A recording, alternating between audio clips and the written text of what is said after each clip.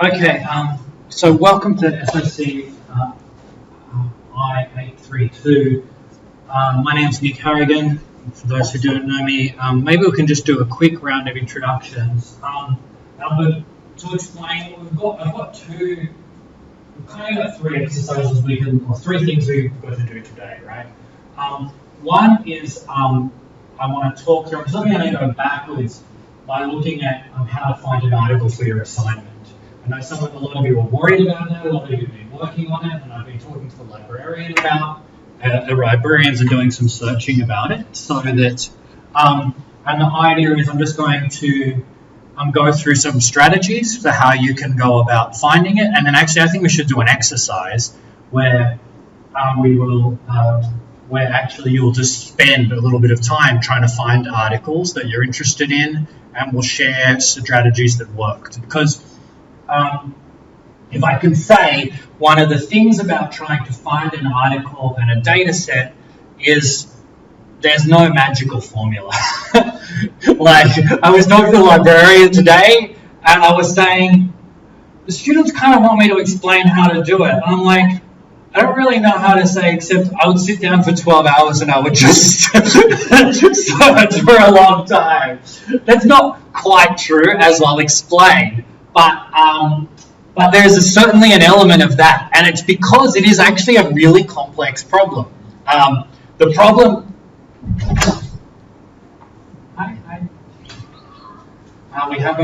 We're just talking about choosing a data set. I'm just introducing this idea, and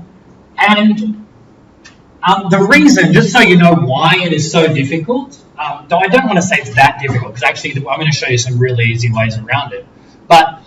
And quite a few people in this room have already found data sets, right? And articles.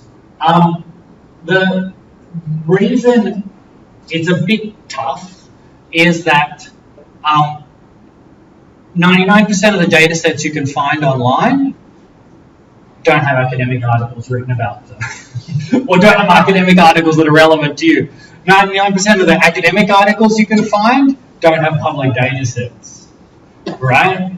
And you can't, normally when you do a search, the idea is that you search from one end or the other, right?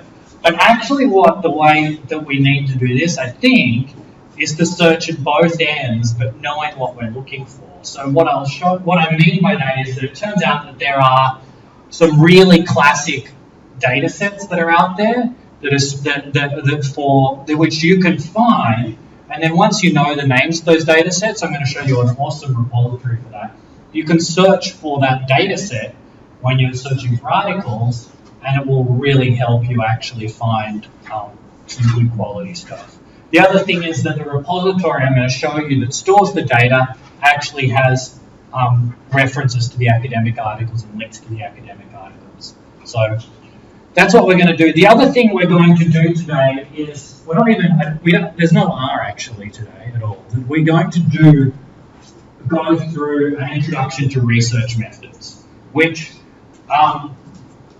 probably will sound repetitive for most of you, but I know that it's not, because this is the hardest stuff it takes to write academic articles and to do academic research and so forth. So revising it is not difficult. It is almost never redundant. We're going to talk about what are theories, how do we identify a theory, the different types of theories there are, how do we identify hypotheses, how are they tested, how do we identify variables and units of analysis, and move through those things. Some of them you will know, but presumably not all of it. And if we have time, I have an exercise where we'll just go through a paper that I'm going to use over the next few weeks, which is a pretty straightforward Australian social science paper about election studies, where we can just go through as an exercise and identify those parts. So that's the sort of structure of today. So we follow that.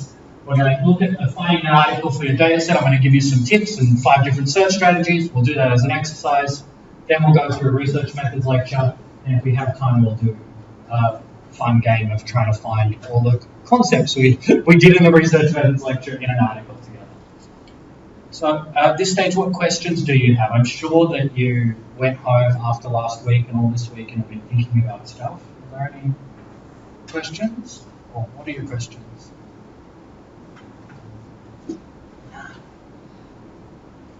One thing I will say is I've got the iLearn up.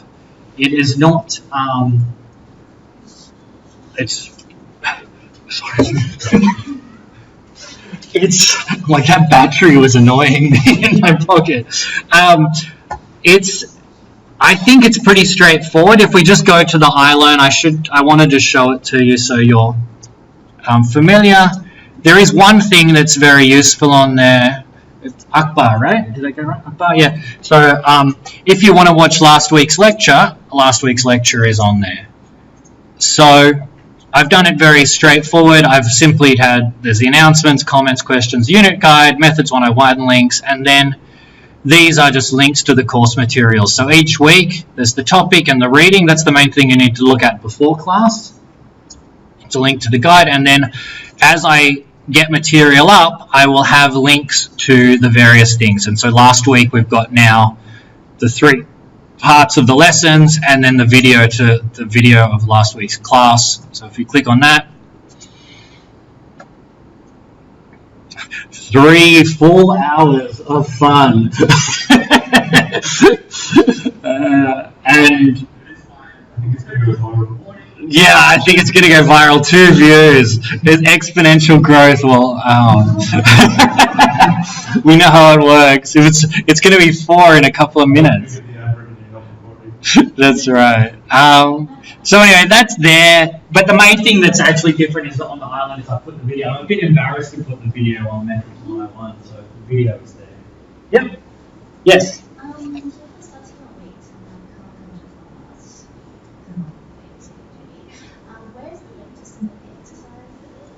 It's not there yet, but I will. Yes, I'll do that. It's a good. Thank you for reminding me. And in fact, can we talk about it in the break, or then I'll lay down some rules, and I might even just update the instructions on here so that it's really clear.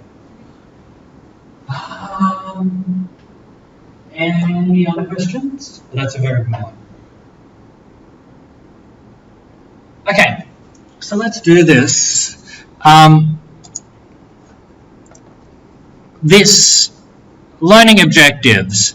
By the end of this class, just this little lesson, we're going to try and explain what type of, you should be able to explain the type of article and data set you need for your main assignment, search for articles, know how to search for articles using multiple different methods like search engines, websites, citation tracing, and identify articles that are likely to be good or bad candidates. Fine, it's straightforward, but I'm trying to Mariella, have I got?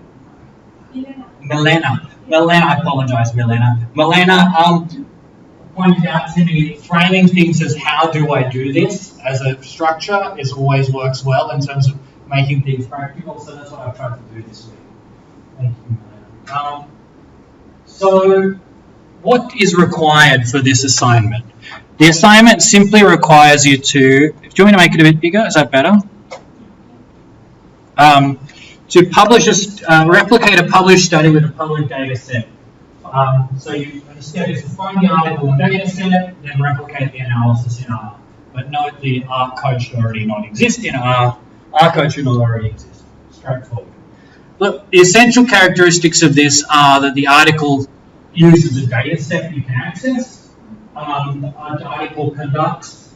Ideally, it will conduct univariate, bivariate, and multivariate analysis, or at least 2 of the 3. And the data set needs to be in the format of a standard social science data set.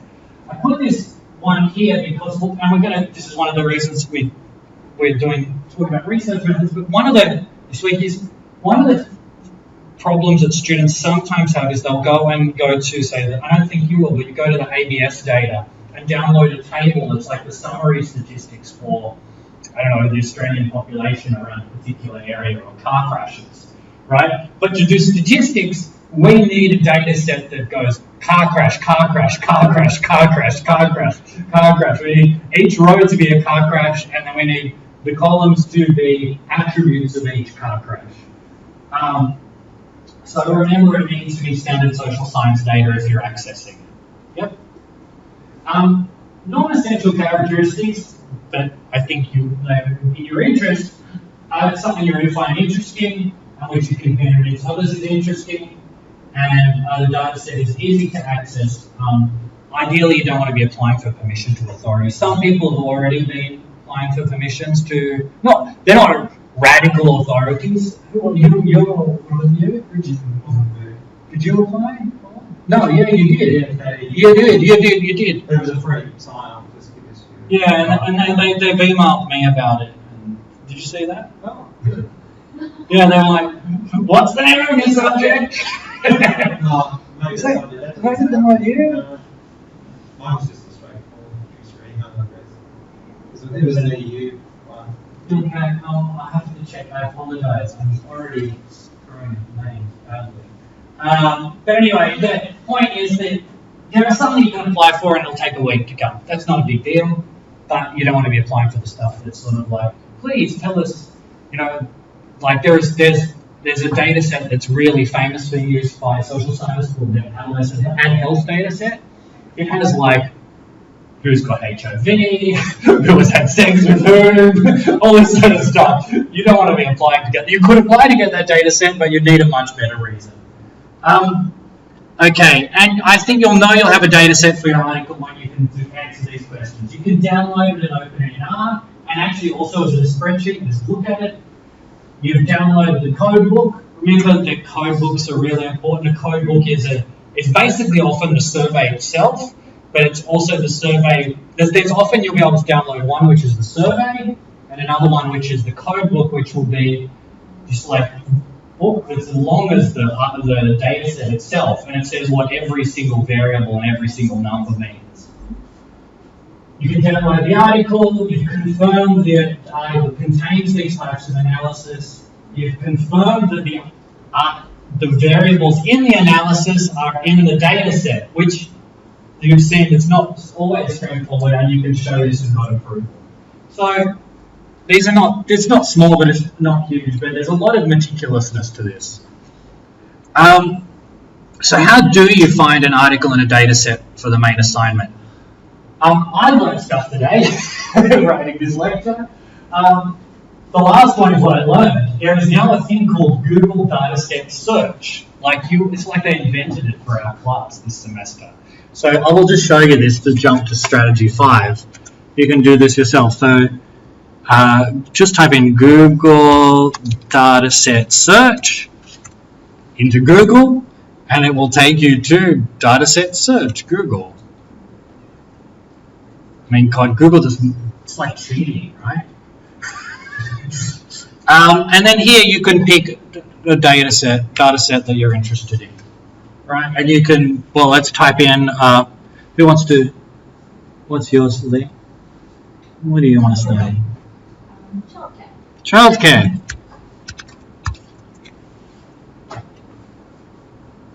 So,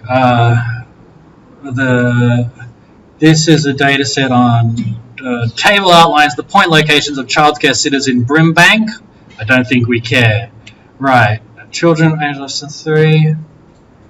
Inspections and outcomes. This is WA data. Childcare costs in New York. Childcare and early years survey of parents. And this one is one. This is a good one, right? So the NICHD study of early childcare and youth development, phase 2, 1995 to 99. Now there may be a phase 3, 4, 5, and 6 if you want to do more recent data. What's really crucial about this, if I can just zoom in, sorry it's a bit big. Let's see if I can, oh yeah. What you want to know, what you should notice about this is this. One is that this ICPSR is the best place that I've been able to find to get really good quality data sets. And it's easy access and it's amazing. So number one. Number two, this. 7 scholarly articles cite this data set. Guess what that means? It's doing the linking for you. Right? And you can go and view in Google Scholar those by, I just used the center click. Bugger, it didn't work. Your search, bugger. Okay, this is why it's beta. But I think if we went and actually looked at the ICPSR website, it probably has the linking. No, where is it? Come on, unique identifier.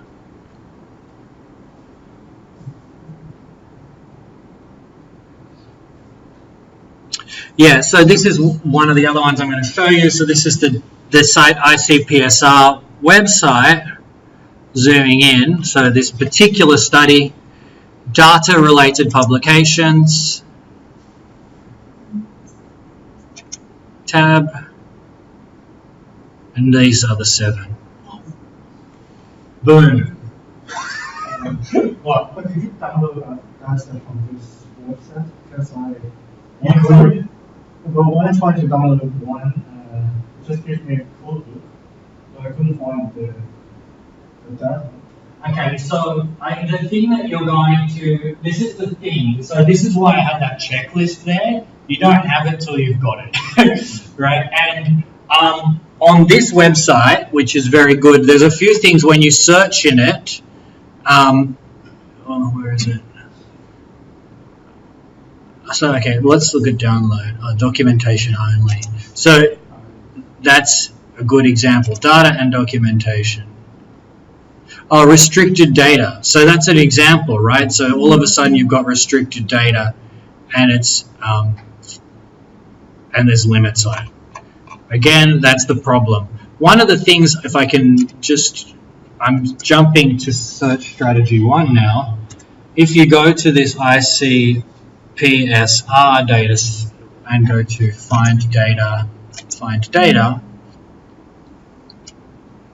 what we can do is we can do the same search, but what we can do is we can restrict it to public data sets. And by doing that, we have helped ourselves a bit. So 800 results, but we can go down to data availability and click public data. And that will mean that we won't have too many tears as we're searching.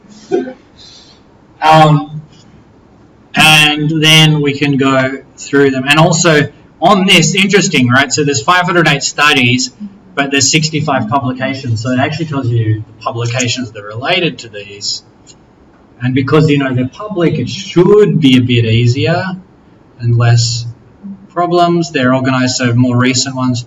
Caring for the caregivers, estimating the causal impact of allowing home-based childcare providers to form labour unions on the cost, type and availability of subsidised childcare in Illinois. Wow, that sounds great.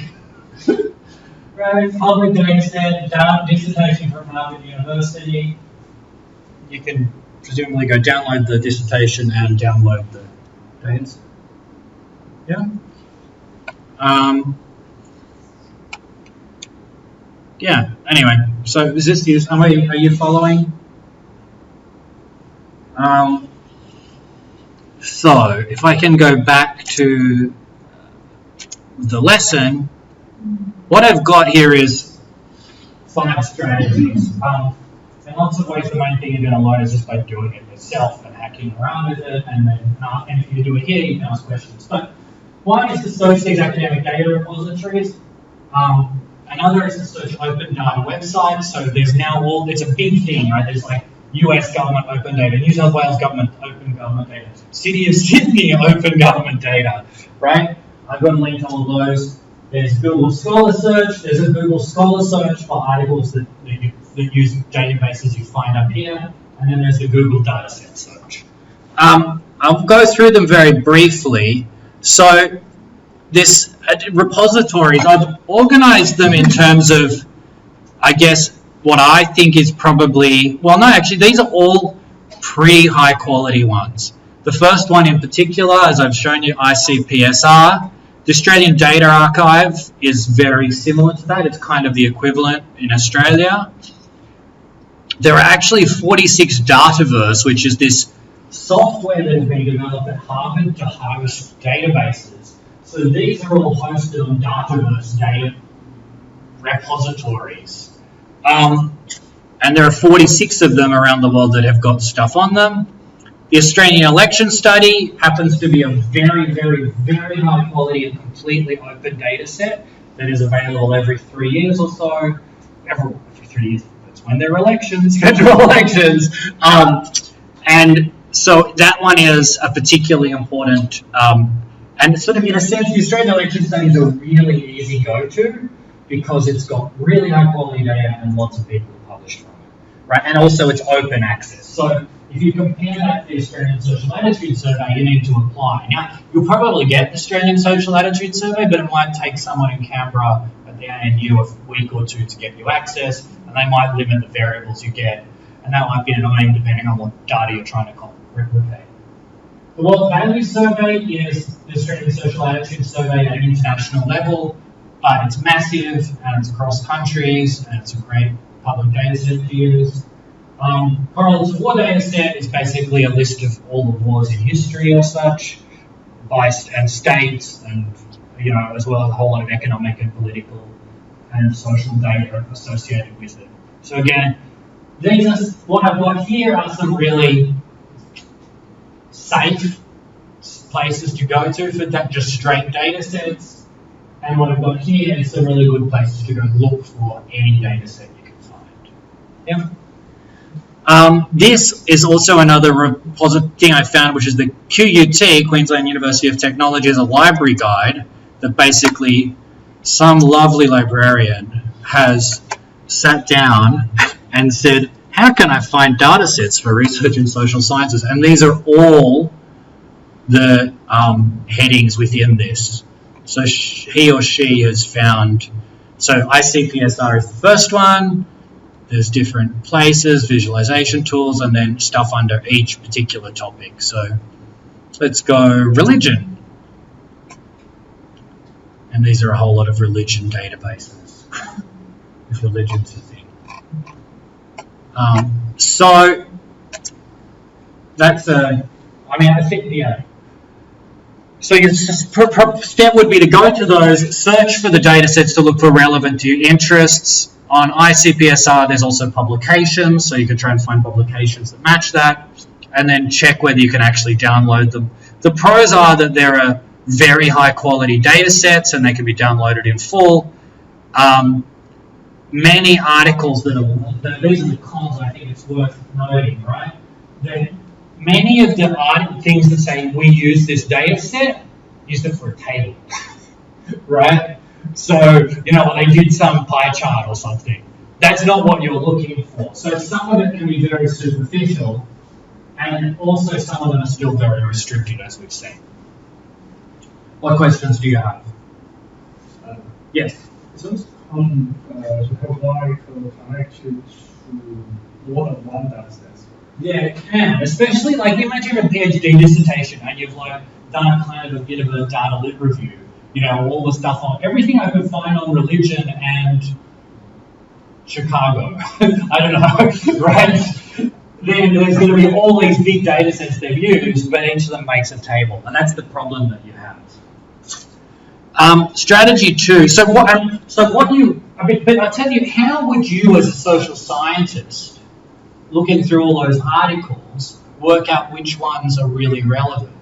You would look at the titles and try and look for people who make really use what seem like really intelligent causal statements that are related to what you know about the data set, right? So if they're saying something like, what is the role of gender and education on attitudes towards abortion, you know that those three variables are in the data set you're going to look at, so therefore the person's probably done a good regression modeling of it, right? But if they say something very vague and general, then it may not. Okay, strategy 2. So you can go to open data websites. I've put ABS, Australian Bureau of Statistics, here. One of the most amazing data things, which if you ever want me to show you, I will happily do. It's so much worth it.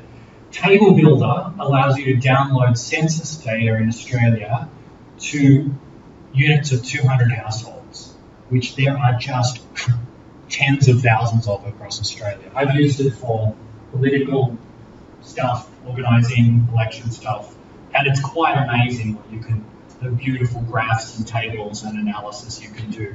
And you could do it on a huge range of sociological variables.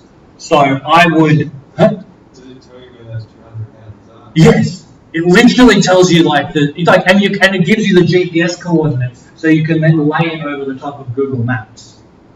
Did you do this one speaking?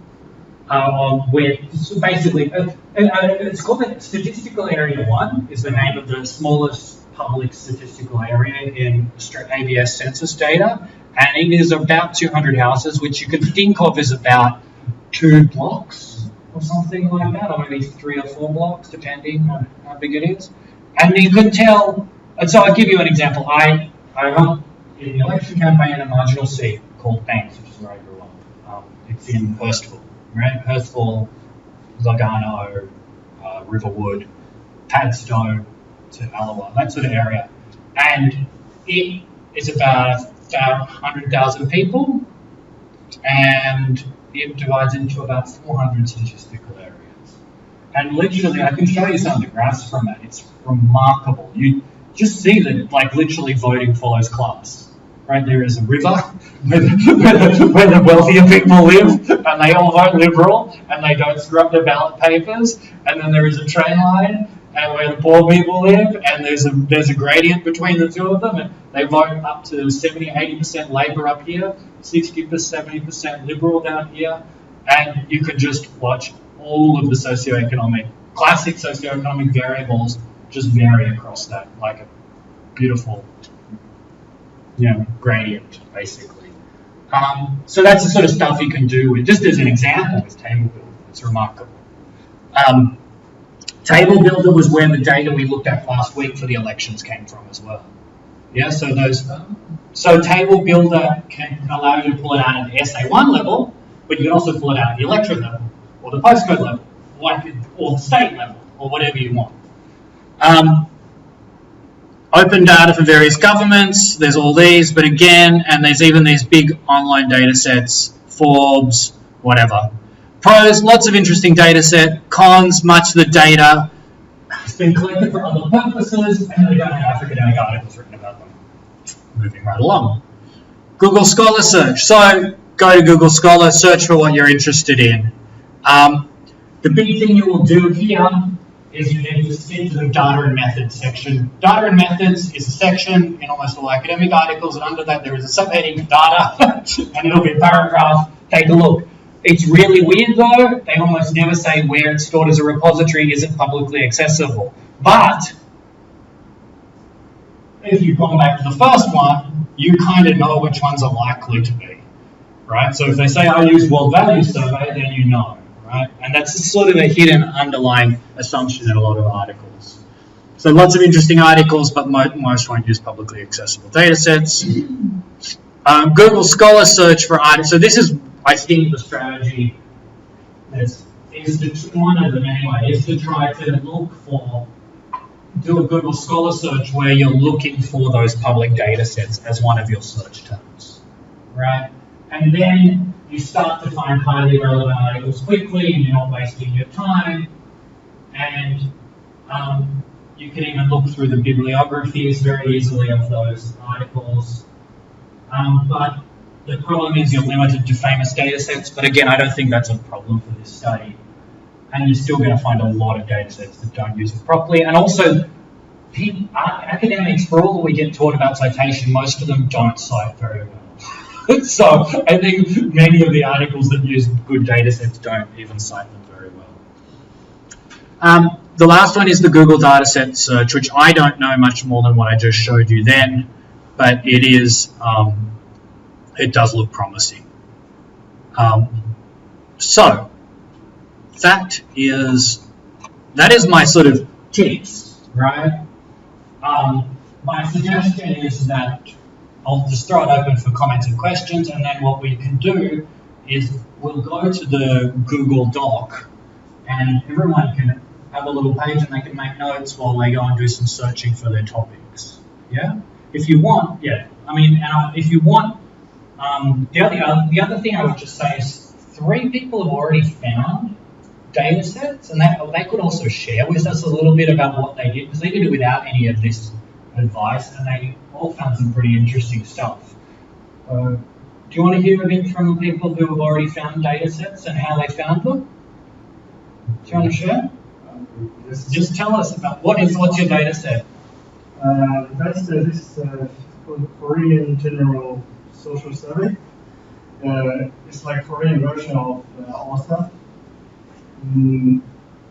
Well, I didn't find from any website. I found an article that I downloaded last semester for an article I was writing. Yeah, and one of the things is using 2009 Korean General Social Survey like this.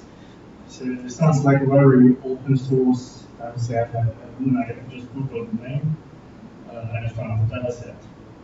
And the article is pretty straightforward.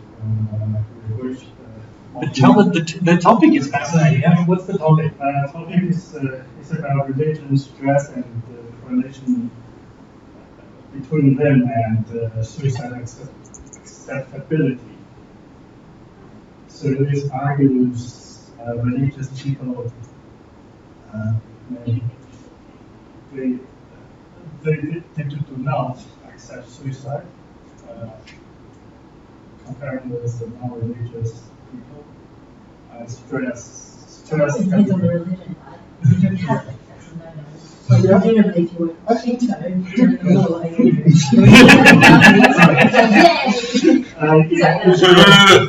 It's a research done in South Korea, so not Shinto. Yeah, according to this research, there is a strong correlation between being Protestant and not accepting suicide. So you're right. It's not religiosity per se. It is actually a particular. Yes. Science. The one into Buddhist, Protestant, and Catholic. Okay. So you actually were very frustrated going through all this searching. You went through lots of searching and couldn't find anything that was public. Is that right? Yeah. So In general, I'm not that good at searching things on. no one is. It's like Also, my interested topics that usually have something to do with suicide or things like depression or that sort of things. There are strong, pretty strong privacy. Yeah, exactly. There are really strong privacy issues. Yeah, so this one is not about who actually committed suicide. It's about whether they accept suicide. Yeah. So it's less private. Yeah, it's interesting using attitudes as a proxy. Okay, beautiful. Do you two Java, sir? Do you want to share about what you did, how you found yours, and then I want to. Yours is the best topic, I think. But you want to go, Java? Tell us how you found it. I just start from my interest and I thought that you already told me it's a little hard for me to find another one. I did. Tell us your topic. What are you interested in? Education and social stratification. So how does education and social stratification, how does your education reinforce social stratification? Is that right? Or social stratification impact on your educational outcomes? Actually, education improves social stratification. Okay. Yeah. In his case, he got really complicated data and modeling. I said, find another one just in case. But it was amazing. It's like longitudinal data over 15 years. Is that right? Okay. But how did you find it? You just started with your interests? Yes, start with my interest, and I found a lot of similar articles about these topics, and I picked one of them. And how did you know that there was a data set for it? There's a section profile method and data, and you can find what data sets they use in this article, and you go through the website and search about this set of data sets, and you can find a link here. Okay. Do you want to share? What's your topic? And why? How do you push it? Simply say my topic is which is better living or not. To live in a rural area or a urban area? To live in a big city or to live in the countryside? Which makes you happier?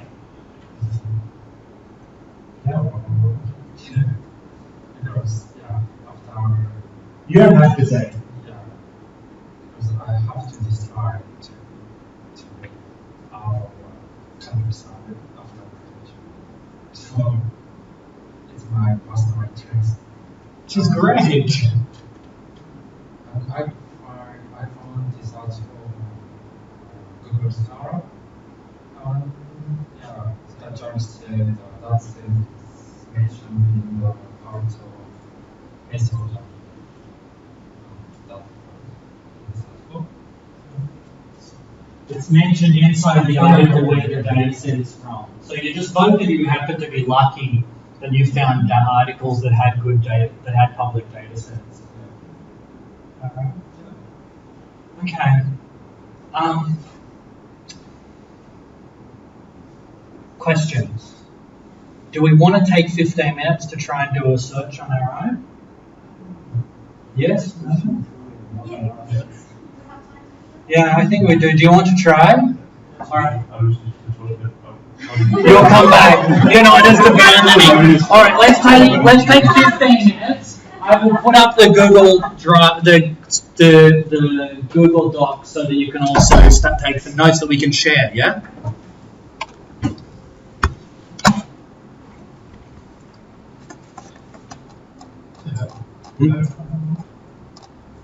So have you found one?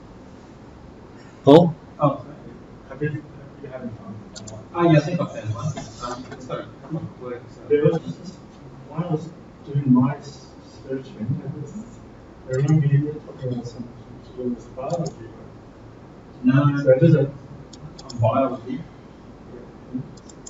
Maybe I just assume maybe biological data could be more open, since there are usually no privacy issues with biology. Yeah, and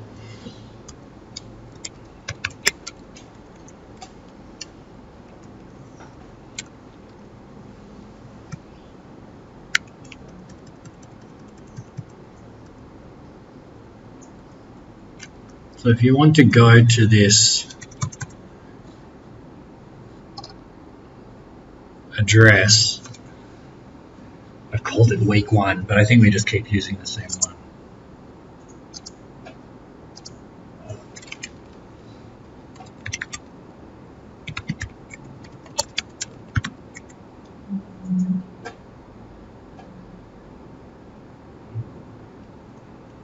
this is data. Hmm? This is data. Yeah.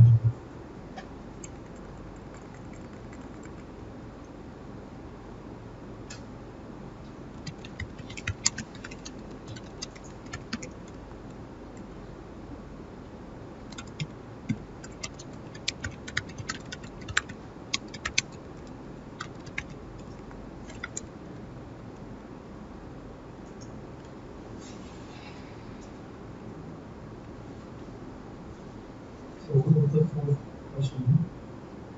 I mean, Oh, what yeah.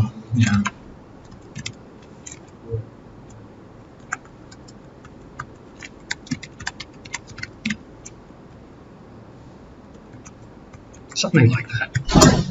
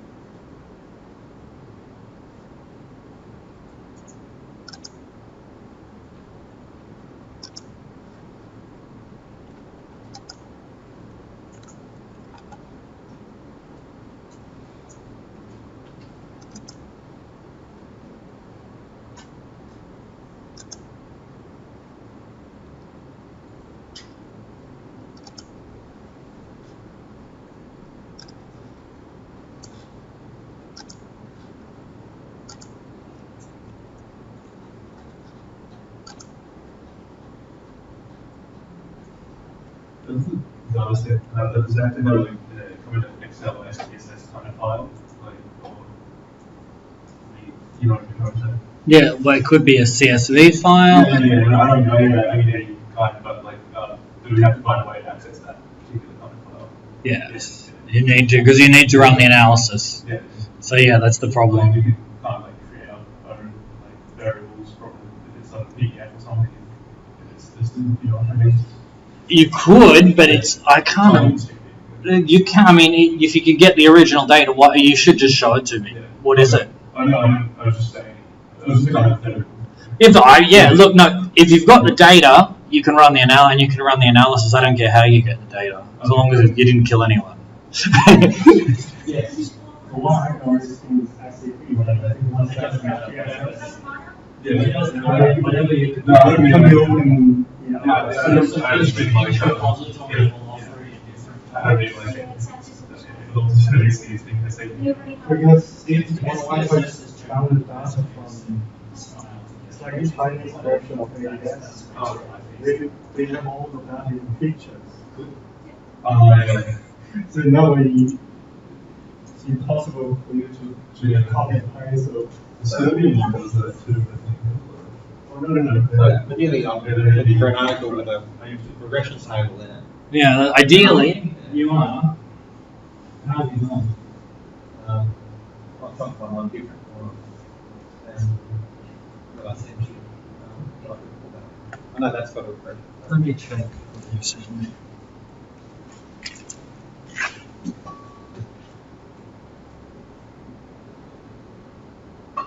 That one's good because it's got a regression table in it, and the file was actually it's in a SATA format, the data set on the EU side. Okay.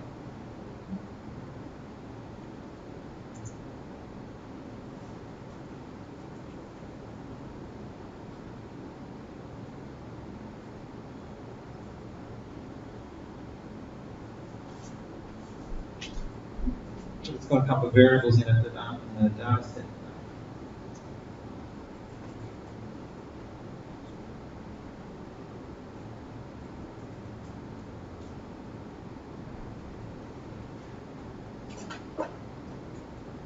Sorry, say that again. The data set's great because it's startup point and it's an EU Eurobarometer survey, so I think it's got like 30,000 Yeah. surveys in it. So the data set's great. But for their analysis that they did, they introduced two different variables that weren't in the survey. They used the survey data. So They calculated them from the survey data? I don't know. What's the name of the I can't find your email. Hang on a second. It's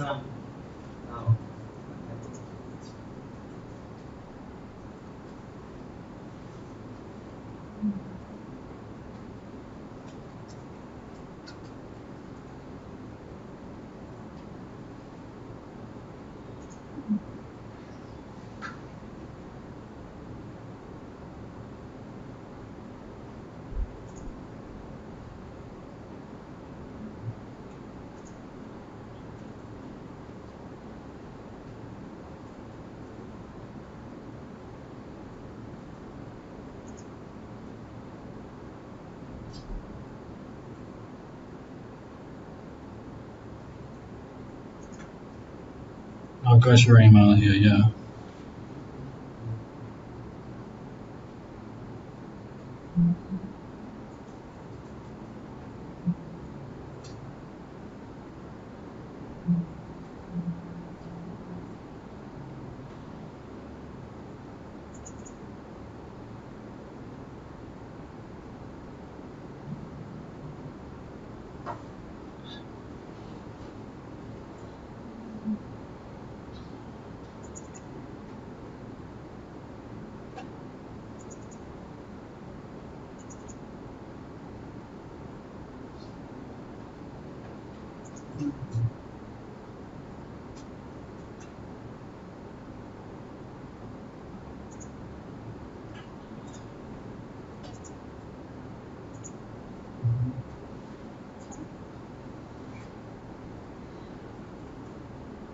Yes, you can do that. It won't be hard, I don't think. So to think-through variable. Yeah, but that's just that they.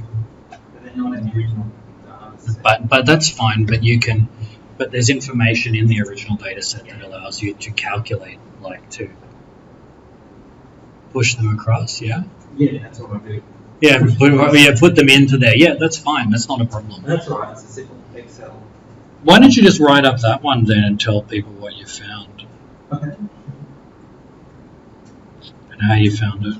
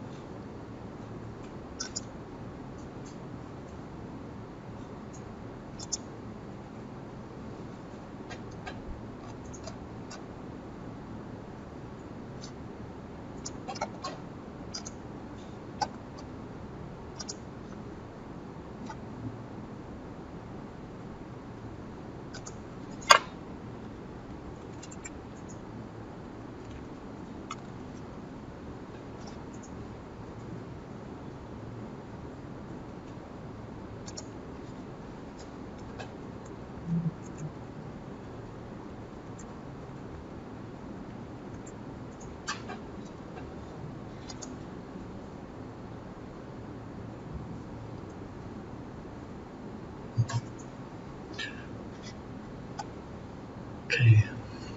We're gonna have. How are we going? Is it a useful exercise or not? Yes. How's it going?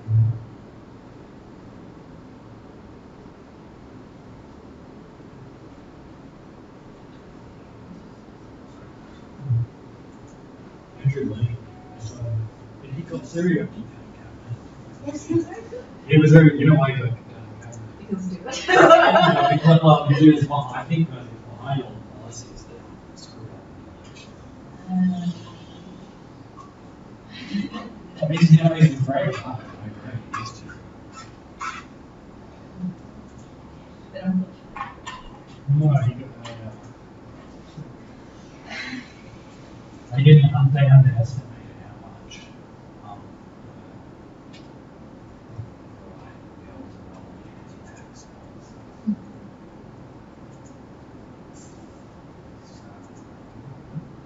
So yeah, so does that work? So that was kind of the strategy I had settled on. It's just it.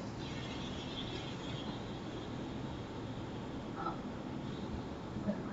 Yeah. That's very generic. Or if it's You've got to pick one article. I know, that's what I would do. I would find an Andrew Lay article and copy it. yeah, so that's what I do. So I haven't settled on that, but that was what I was That's doing. I was going to go to his website and That's a find the perfect article that was idea. important. That's a perfect idea. So that's not cheating. That's exactly what you should do. The other one is Sean Wilson in the department. He has Oh, some stuff as well. His might be worth. Probably Andrew's is a bit more complex. Because I haven't looked through all these articles, but I was going to go through and look. It's a good place to start, actually. Yes, I would do that. I think that's a very smart thing. Say you're going to copy an Andrew Lee article, and then just go and then you haven't had a chance to email it. Well, there's an article up, so he does labour economics and equality, so they're kind of things that I go for anyway, so.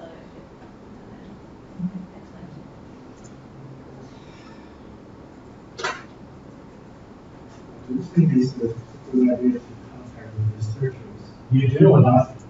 You do. I did. Why not? Is it a good idea? I think it's fine, so long as they don't say, here, have our article.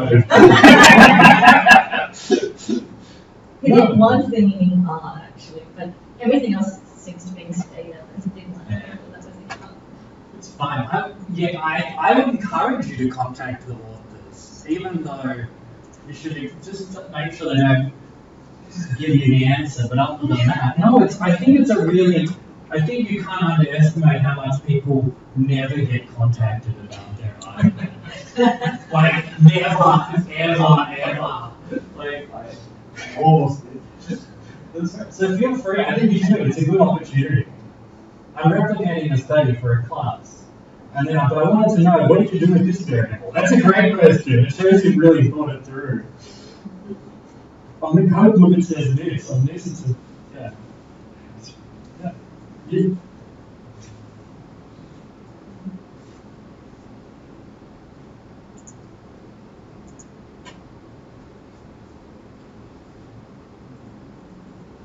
Yes. Okay, yes. Let's go. So that's his plan. Yeah. Alright. Yeah, it's huge. Yep. Yeah, but this is the little dance that runs across. So there's some 3 different variables which you run across. It's not that hard. What you would do is you would develop what you would do is you would create, you turn this into a data frame. Yep. I'll put it into a spreadsheet. Yeah, that's right. And then it's according to spreadsheet, then you put it into data frame, then you put it into R. And then you will simply say, there's various ways for you to match. Say, sorry, if these 2 columns on our main match these 2 columns, these 2 columns here, then put the rest of them. Yeah, it's not too hard. I can give you the Okay, that'd be great. Yeah, I'm always, yeah, I'm pretty It's good. What's the idea? honestly, we can use some of the transport. I mean, it's a big thing, like, what are your choice of organizational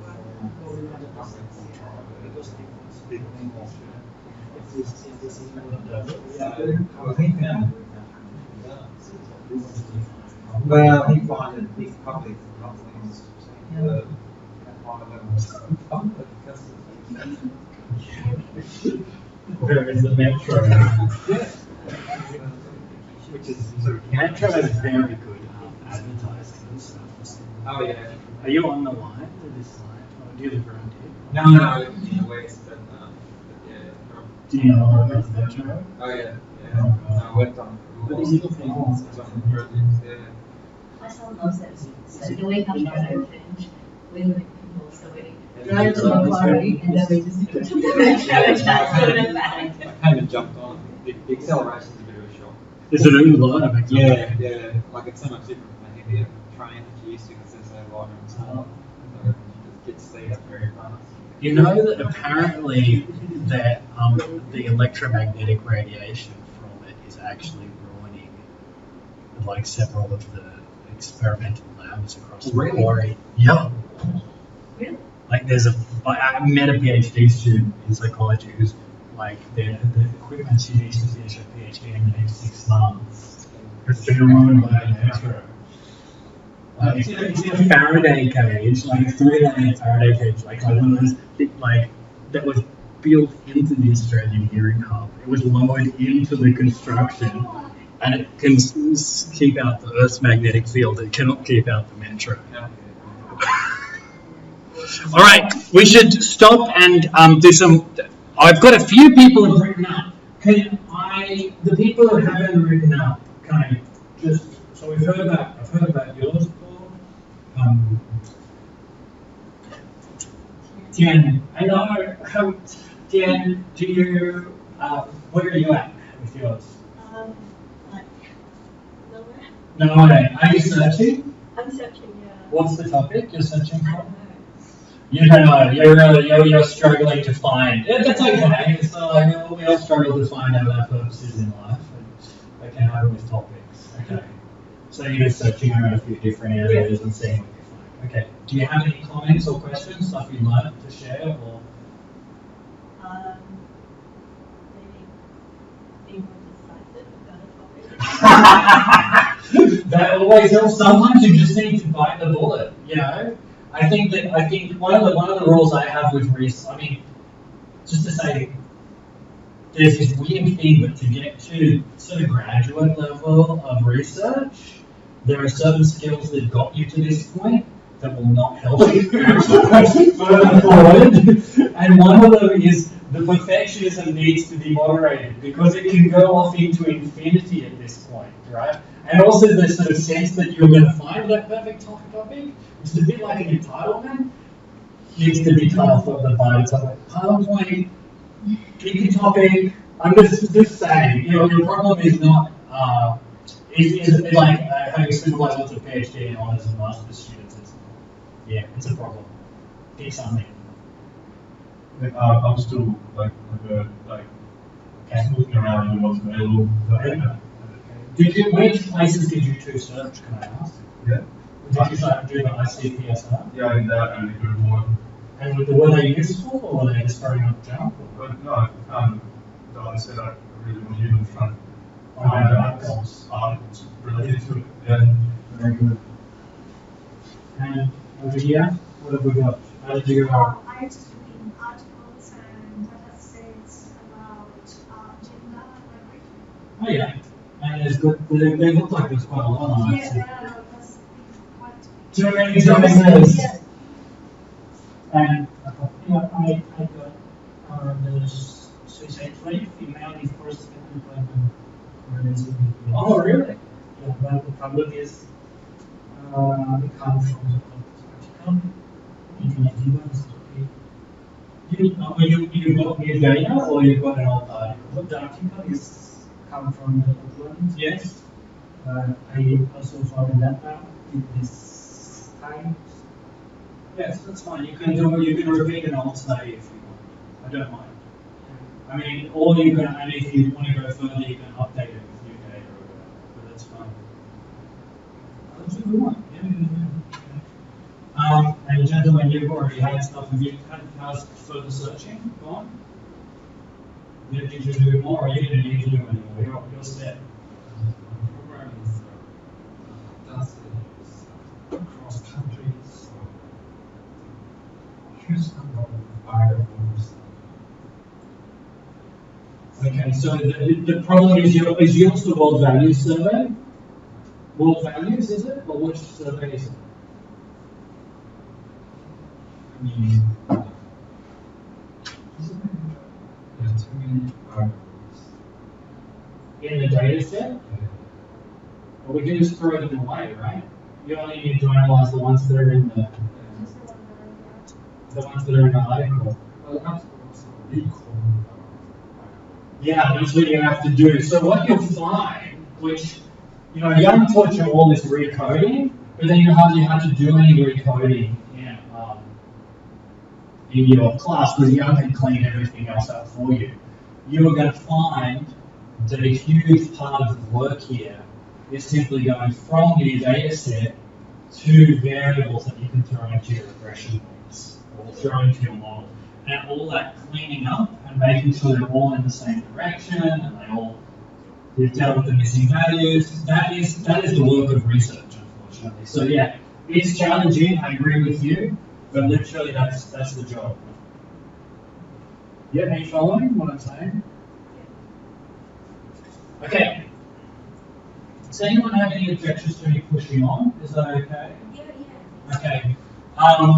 So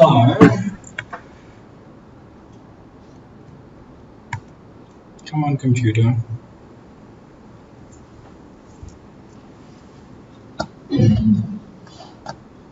So Is it still recording? it is still recording. Usually, when you wake it up, you record yourself. Okay, so let's have a look. Camtasia. Recording, because it doesn't say stop. There we go. But thank you for checking. Okay, it is 7:15. Do we need a 5-minute break? Or do we want to push on for half an hour and then take one? I just realized I didn't start paying for parking. Oh no! I hate Macquarie parking when you get charged. All right.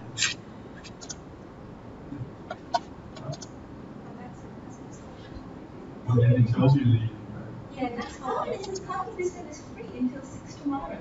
Oh yeah. That's just it. It's not after 6. parking's free up to 6 p.m. Is it? Oh, okay. So that's soft. You can't put it like a limit. Yeah. It's just soft.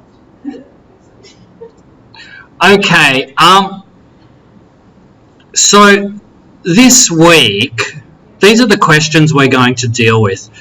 We're going to talk about what is research method and why does it matter, how does it relate to statistics, how do I distinguish between things like a theoretical framework and a theoretical explanation and hypothesis, how do I identify units of analysis and variables, how do I distinguish between the different dependent, independent, and control variables, how do I conceptualize a variable, operationalize a variable, how do I tell if it's categorical, binary, or ordinal, and so forth. And then I was going to try and do these, but we probably won't get to them today on scales and validation, but we'll deal with them in future weeks. I did this little, apparently all the literature here says that, all the literature I'm teaching says a hand-drawn map makes a big difference. So this is my hand-drawn map for you. All I want to say with this is just try and draw some of the links between what we're trying to say here today. And also in doing it, I'm going to do a bit of a summary of the overall class, and then we'll start going through it step by step to put it together. So when we do research methods is about research. Research is another word for it is systematic investigation, right? And I like to call it careful looking, right? We are careful about it and we look, right? We poke things. And the carefulness means that we use very clear procedures, often that have come from some that people have done before, and we've developed through a set of norms and so forth, and we base it on empirical data. However, so that's what research is. So research, a lot of it is about the data, but actually you've got to remember that with research, the goal is not the data. The goal is actually ideas. And so we want to start there. The goal with, if you come from a very positivist scientific framework, then, which means that we see the social sciences as very much like the natural sciences, then your goal is generalized knowledge, right? We're trying to come up with ideas that are more general than the particular cases. So in your case, you're looking at the role between, you're looking at Koreans, and do Koreans who are religious accept suicide more than others, right? And there's very specific questions. They're saying that suicide is acceptable or not acceptable around, but the goal, we think about that at the higher level of theory, is to say, do religious beliefs impact on these general notions around suicide? It's at a much higher level, and we would hope, that we need to prove it by collecting more data, that it would apply in America or India or China or Europe or whatever. Right? So that's our goal, generalized knowledge. However, for many of us, particularly those who come from sort of big picture disciplines like sociology or anthropology or some political science, we hear the word theory and it really means two completely different things. And we need to draw that distinction. I think this is, there are lots of ways this has been framed, but this is going to be my sort of take on it. Because when you do a lot of classes, you'll hear about these theories like Marxism and functionalism and rational choice theory and so forth, right? And then you'll also hear about theories that are like, does religious, does your religious beliefs affect your attitude to suicidality, right?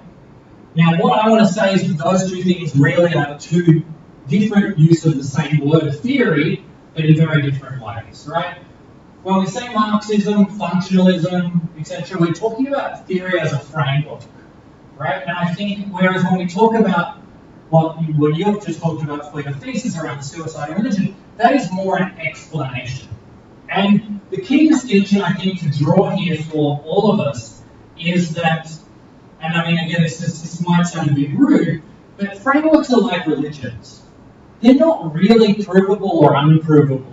They're also, and like religions, no one really wants to argue about your religion with you. You believe in God, you don't believe in God, hippie or something, I don't know, right? You want to argue with us? We don't really care, right? And at some level it is quite pointless. Maybe it is, maybe it isn't, but that sort of arguing at a level, almost just religion, but you can also think of it as very much like politics. Are you left wing or right wing? Is it equality or freedom or, taxes or no taxes or, you know what I mean? These end up being, when we're in the realm of frameworks, they tend to be relatively unprovable. They tend to be very amorphous, and they tend to not be very useful for engaging in empirical investigation per se. They do matter. They really drive people. If someone's a Marxist, who can drive a whole research agenda, right? But their research agenda will tend to be then at the level of explanations. It will be like, does class drive the sort of attitudes that people have? You know what I mean? Does class attitudes amongst the wealthy affect how the poor experience life in a particular country or not? Right? Those are really concrete explanations. And for many academics and graduate students and so forth, my personal belief is that missing that distinction leads to a lot of pain and suffering, right? Because everyone has frameworks, that's fine, but we want to actually hear about each other's competing explanations. So that's what we test. So when you're looking at your articles, what I want you to look for is say, is this an explanation? When people use the word theory, is this an explanation or a framework? When we have explanations, they tend to be defined by the one, they have a dependent variable, some outcome they're trying to explain. And then there tends to be competing explanations of that outcome.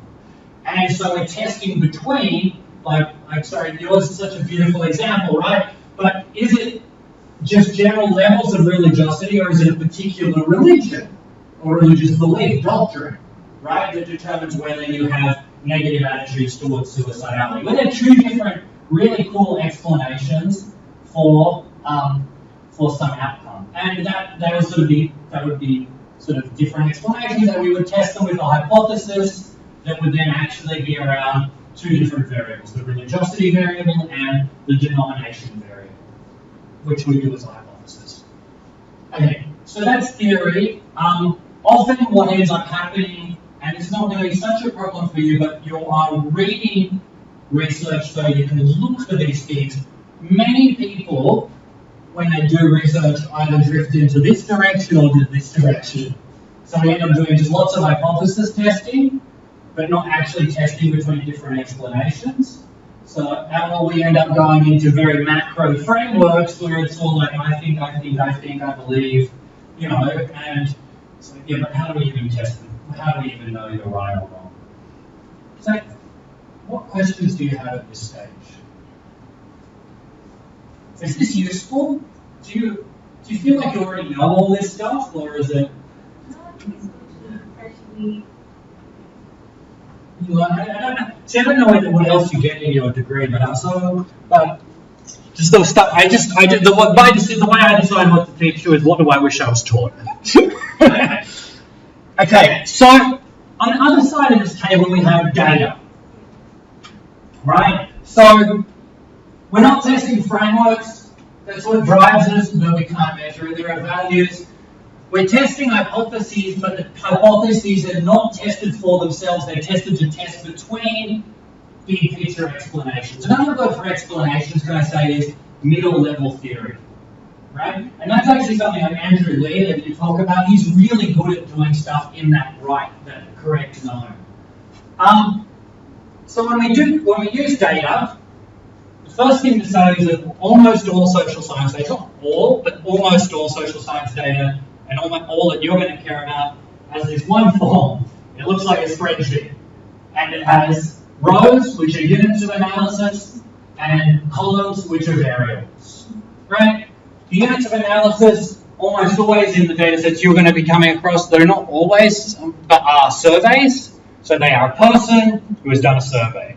But it could be planets, it could be stars, it could be galaxies, it could be classrooms, it could be couples and the happiness of their marriages, it could be families, it could be states, it could be, last week the unit of analysis, when we looked at the election, what was the unit of analysis when we looked at this federal election?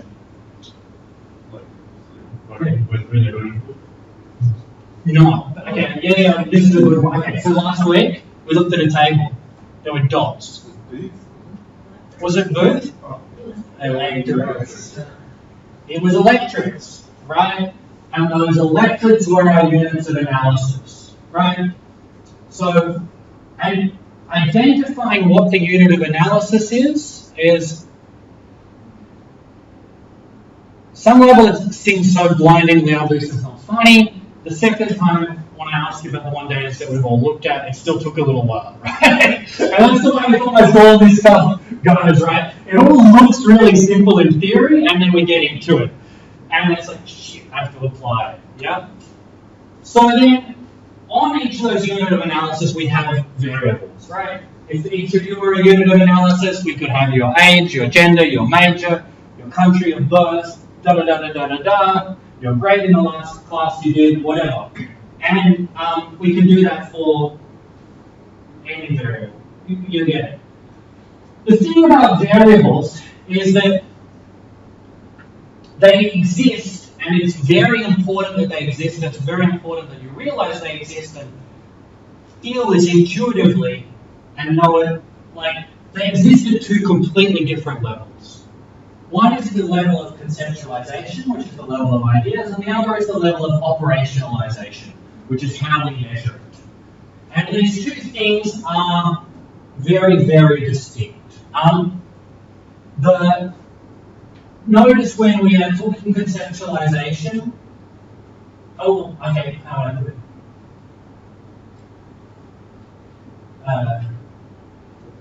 Yeah, so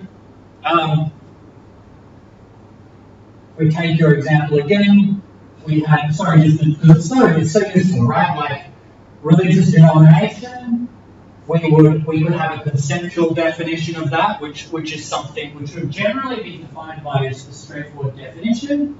And we might say religious denomination is the general common doctrine or church that someone affiliates to that, you know, is one of the major ones in that society.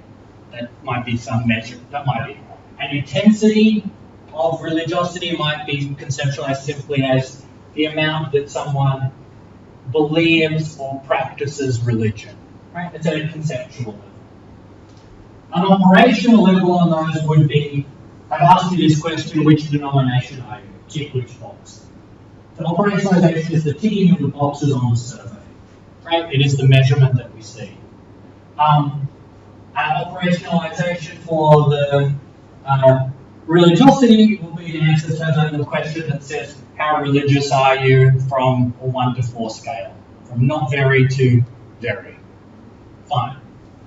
I'm going to talk a little bit about some of the tools for conceptualization later, but I think one of the key things to say about this is that a conceptualization is captured in a definition. Okay, one of the things, it's probably not that hard for you. Well, it's not hard for you in this class, but you will see people do it really well in the articles you do the analysis of. Right? And that's what I want you to notice, right? Is that people will have gone in and really nailed the conceptualization of, say, beliefs around suicide and distinguish that from suicidality, practicing suicide, attitudes towards life, all these other very closely related things through the laying down a really nice, clear definition of conceptualization of it. You can use various tools in that, which I will go through, such as essential and non-essential characteristics. I'm not going to go into them now, and also I think the other thing you do when you're doing good conceptualization, and you will see this now, is that you give examples and what are called non-examples. Don't ever use the word non-examples, but you talk about things that are almost that thing, but not. The example I always like to give is I give the example, what is a man? Right? Now, I could say, well, a woman's not a man. And then you go, oh, you're pointing out gender. I say, boy is not a man. It's like, oh, you're pointing out maturity. Right? As you draw out these non-examples, they point out elements within the core definition. Right? And the same with the suicidality. You know, you could say, well, suicide versus the death penalty, or suicide acceptance versus suicidality, versus wanting to have actually practiced it, etc. You can draw these things out with examples. And often it is that when you're engaging in this area of conceptualization, clear definitions, then pulling out examples that just fit in and just fit outside of the category, and that are meaningful, can be really powerful tools for you as thinkers. Is this useful? Okay, so when we move towards, so we have that area of conceptualization, and it's very fundamental and important. It's also really interesting. You don't need to get that stuck up in it at some level. You need to get stuck up in it enough so you've got a definition you can defend. The reality is every academic concept had so many, take gender. Right? How many PhD theses and books and so forth have been written on it, right? But you're going to use a gender variable, and you're going to use it as an essential thing. You're probably still going to use a one-line definition and a couple of references. So don't forget that even with conceptualization, you kind of like make a claim, cite some good references, know you can defend it, leave it alone. Yeah. A lot of students, because you get to this level and you've read 1,000 articles, or you've read lots of articles of different arguments about why lots of concepts don't make sense, class is silly, whatever, you still cut to the chase, pick your definition, go with it. Okay. variables, we have three main types: dependent, independent, and control. I feel like I shouldn't have stuck on this one front page for so long. I apologise, but is it working so far? Is the storytelling working so far? Okay, so variables. There are actually many others. There are mediating and moderating variables and suppressing variables and so forth. But at the core of social science, there are three big ones, right? Or scientific method. There is a dependent variable, which is the outcome, the effect. There is an independent variable, which is our hypothesized cause. I always think, even though lots of people say it's all about correlation, I think we care about cause and effect.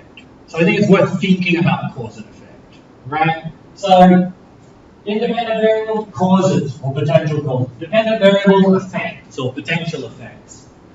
And control variables are other things that could have caused the outcome that we need to make sure we're controlling for, right? That otherwise might be taking place. I give a very crude example, which is, you know, you punch me in the nose, you see my nose. You punch me in the face, you see my nose bleeds, right? Now you come up with a theory that says, I think punching people in the nose makes their nose bleed. Punching people in the face makes their nose bleed, right? And that if someone is punched in the face, their nose will tend to bleed, right?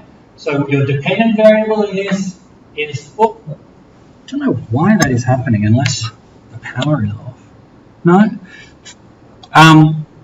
So when the bleeding nose is a dependent variable, right? It's the outcome we expect. The punch is what we think caused it, right? And so you could do an experiment, you get 50 people to punch someone in the nose, and you have 50 people who pretend to punch someone in the nose and they don't, and then you measure how much their noses have bled, right? And then someone comes to you and says, I found this, it's nose bleeding in there, but did you measure the number of hemophiliacs in each group, right? Well, that's your control variable. There might be some other reason. Or maybe those people had very sensitive noses, or maybe they had hay fever that day. They don't seem likely, but you didn't measure it, and those are our control variables that we need to take account of in case they were really what was driving the bleeding nose versus, you know, the punch. Yes? Crude, but simple. Okay, so we've got these. The thing about them is you just need to be ultra familiar and to be able to use them like they are, use them like you're drinking water or something like that. You want to be familiar and get it right. And that's why we review these things. Okay, operationalization. So, let me just draw one connection here, right? So, all this comes down to a hypothesis which tends to have a conceptual and operational definition, right? Where the variable tends to be that the independent variable causes the dependent variable. That's our main hypothesis. And most of the time we're trying to say something about some cause and effect, right? And so we may, I'm going to pick another one. Living in the country makes you happy, correct? It actually does, doesn't it, according to that study? Just a little bit. Not as much as money. Is that correct? That's correct, isn't it? Living in the country makes you a little bit more happy, but not as much as money. And a job and things like that. But, so, notice, this is where the rubber hits the road, right? Where the ideas start to interface with reality. We have a hypothesis at a conceptual level and then at an operational level. And that allows us to test between the different explanations, right? So we have a theory that rural life makes you happy, saying that it's competing with other accounts, and we conceptualize rural as not large cities, relatively low density, blah, blah, blah, blah, blah, and happiness as, a general feeling of satisfaction. And then we go and operationalize them. We say we are going to look at districts with density below this, we'll classify it as rural, and happiness as how people answer these 20 questions about how happy and satisfied are you are with your life. Yep. And so there are operationalizations. The operationalizations can happen at many levels: survey questions, observations, and experiments. I think you know this. And they can also be measured at many different levels. So there are lots of different things, ways that people do that, operate the levels of measurement. I think this is what Young and I have decided to use in our teaching together, but you could argue about it. These are four, I think, biggest distinctions. Remember, there are categorical variables. So categorical means categories. It means, so the big thing with levels of measurement, just to say, is that statisticians, mathematicians, and computers can only think in numbers, basically. It's not really true, but it's basically true, right? So they need to turn everything into a number. Now you say, okay, I've got 5 different favorite colors of the people in this room. No, I don't count, I want 5 numbers. Give them 1, 0, 0, 1, 2, 3, or 4, right? Well, those 0, 1, 2, and 3, and 4 don't relate to each other like normal numbers. 2 is not twice as much as a 1. 2 is not, 0 is not the absence of anything. 4 is not twice as much as 2, right? Instead, they're just categories for green, blue, red, orange, or whatever, right? They are categorical variables. Another name for that is a nominal variable. Again, obvious, but I think it's just really important that you can use these words like they just snap out of you very easily all the time, yeah? So we've got categorical variables, because what we're, just to see how this progresses as the weeks go on, we start to say these methods only apply when we've got a categorical variable. And actually, we can't analyze categorical variables. We need to turn them into binary variables. We do that by dumbing them out. And we run this command, blah, blah, blah. And that's where having these that's why we're going through these fundamentals. So we have categorical variables, yes?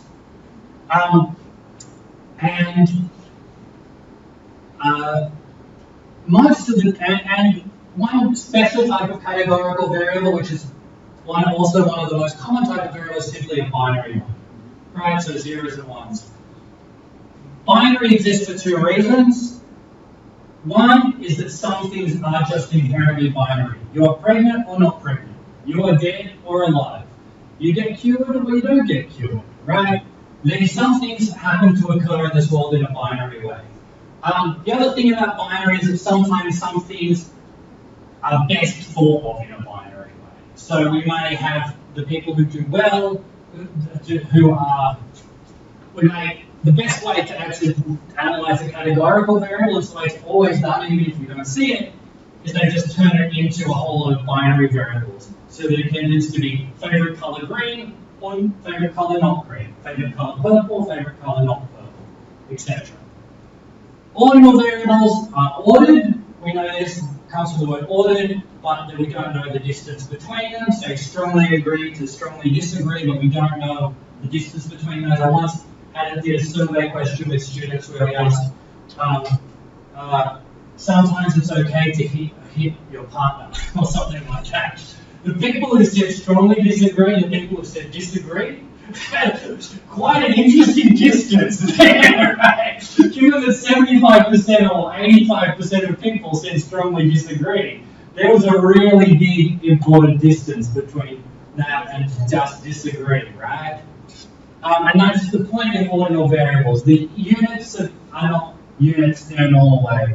And then we have a whole lot that I call scale or continuous or interval variables, and those are what we think of as normal numbers. You could break that down into lots of other ones, like you can break it into categories. The main one is one where they have a true zero or not a true zero. We don't need to care about that at the moment. I'm just going to say that if you see it and you're worried about it, I can explain it. Okay.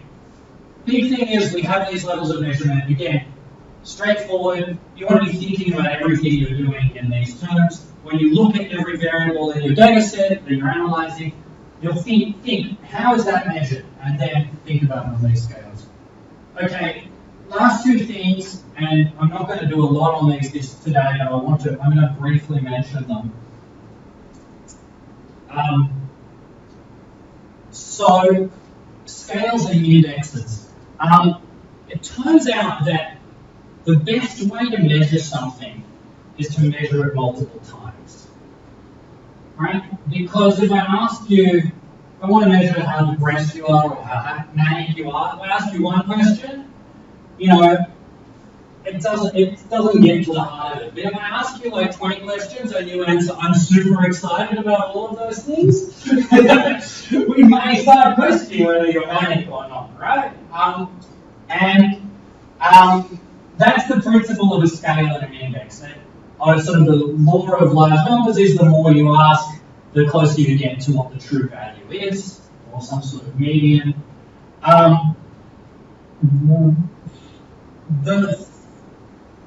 It turns out that particularly in academic research, scales and indices come up a lot, especially in high quality quantitative papers. The reason they come up is because A, they're so good at measuring things, and B, we can actually do a whole lot of, there's a whole literature of testing these to make sure that they really are actually good. So, for example, there are now 6 question scales on mental health. I used in one of my studies, migrant worker studies, it's called the Kessler 6. It's been validated against by what they've done is that they've had hundreds of people, got them to do the 6-point scale, then got them to do a 50-point scale, then got them to do a 2-hour survey, and then some of them they've got to be assessed by a psychiatrist. And then they've been able to see how accurate that 6-point scale is versus a proper medical assessment. Yes? And that helps answer one of the most important questions whenever you're doing data collection is how do you know you're right? Now, how do you know that 6 questions you asked really is measuring mental health? Well, I know, I know because because there have been these studies that have validated it, right? And there are validated measures for almost everything in this world, right? These days. And one of the things that you want to, what I want you to notice as you read through articles and as you're thinking about designing research is that the first rule of good operationalization is copy a good measure. Right? Plagiarism is your obligation. Well, not quite. You've got to cite them. But other than that, the rule with designing surveys and operationalization is plagiarism is your obligation. I don't mean plagiarism, I mean copying. Copying is your obligation. You want to invent a new measure? It's kind of like saying you want to, I don't know, invent a new airplane and try and fly it. You're probably going to die, you know? We're not going to license that, yeah? And that's very much what happens. And so you will notice that within good quality quantitative articles, how do we know that this scale is a good operationalization of this concept? Well, we've actually used a validated scale, right? And that's how we come to these 2 things called validity and reliability. There's a huge, you could do a whole course on validity and reliability, but we can get to the heart of it by saying that reliability is that if I repeat the study on the same thing, or repeat the measure on the same thing, I will get the same answer. So if you are the same person this week and next week when you come back and I ask you the depression scale, a reliable scale will give you the same answer. Yeah? Or and an unreliable scale, will you come back in and just give me a completely different answer? It could still be on the right thing, but it'll be very inaccurate. And then we have validity, which is in some ways much more important and much more difficult, which is, does this operationalization really capture what we're talking about? So when I say, how happy are you, am I really capturing happiness? Yeah? And there are a whole lot of methods of testing validity. It tends to come down to things like, do other experts agree? So it turns out if it's been published in an academic journal, experts have agreed that that's a good scale. Or just through the publication, experts in that area. So it has that level of validity, right? But then you can have other levels of validity, so you can, like, there are material value scales like this one. And it's, got these 3 dimensions, and it's been validated against a whole range of, long survey questions, and also things you would predict that would flow, that would be explained by it, and so forth.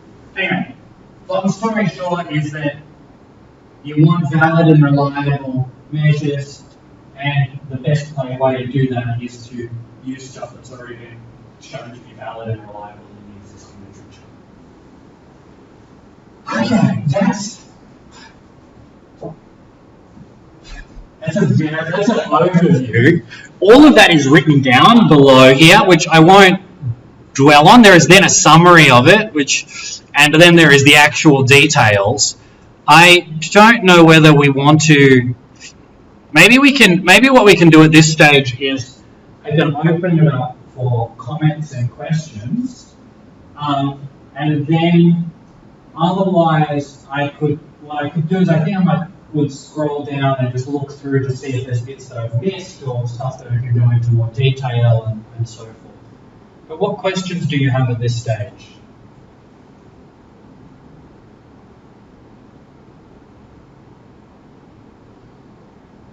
This all seemed incredibly obvious to you? Or not? No. Look.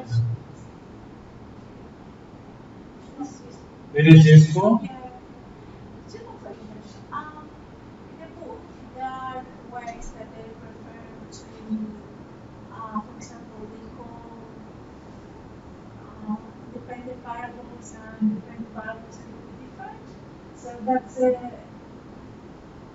is alright, but in terms of, for example, in the exam you are going, is the guide or how you... Oh yeah, no, so I don't put the exam I think in the textbook they would have talked about, so dependent variable is in some places seen as quite an old term, so you might use the word outcome variable. Is that the sort of thing? Yeah, I don't mind what you use. I don't mind. And in some ways, you will use predictor and outcome and things like this. And I think that those are completely fine.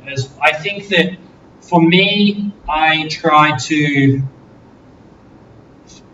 The reason I use dependent and independent variable is because if you could get your head around that, the others will make sense. The others are using words in the normal way that you would expect them, but independent and dependent are not. And so that's the jargon you've got to get, so that's why I emphasize it. And it turns out that, when you have an intelligent conversation with an academic, you just don't want to be going, which is the independent? You've said dependent, which one's which? Did you remind me of the definitions? But yeah, no, but it doesn't matter. I don't mind. I'm not going to punish you for using one particular jargon or another. No. Yep. Other people? Yes. The which? Scale, yes. Tesla 6 scale, yes. So they had like medical professionals, whatever, and they used what they came up with as a way to calibrate the Tesla 6. Okay. When they do like that, in comparison to what medical professionals come up with, like, do they account for uncertainties or sources of uncertainty anyway? Yeah, how do they do that sort of stuff? Yeah. And then do you have to include that when you're using the Tesla 6 scale. So the way it often works, so the way to be cynical and crude about it, like the way that academia ends up working is that someone does a validation scale so you can then just go and cite it and use it, right?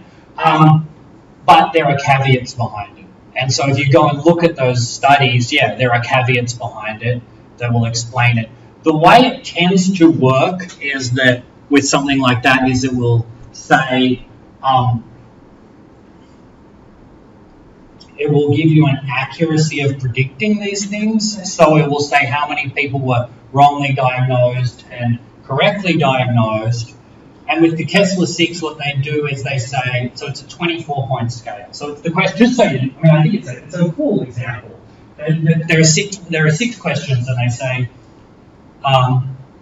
in the last 30 days, how often have you felt? And your options are none of the time, a little of the time, some of the time, most of the time, all of the time, which go from 0 to 4. 0, 1, 2, 3, 4. And you could say, so depressed you couldn't do anything, agitated and nervous, I can't, it's these sorts of questions, anxious and fidgety, worthless, hopeless, these sorts of things, right? And the way that they do the validation is that they will look at the correlation. We're going to learn about correlations in a couple of more. We've already learned. We'll learn more about correlation. They literally will calculate the correlation between that, and you can imagine that there are. The general picture is the more data you have, the better it probably is, right? So they will have these 1 or 2 hour mental health questionnaires that they do with people, right? Or health questionnaires. They'll look at the correlation with that, and then they'll have the other ones. And the short answer is yes, there is uncertainty built into it. It's the amount of correlation, and they're not perfect. None of these are perfect, but hopefully what you have is a sense of how perfect or imperfect they are, and therefore why you're using this and not that other, even much worse measure.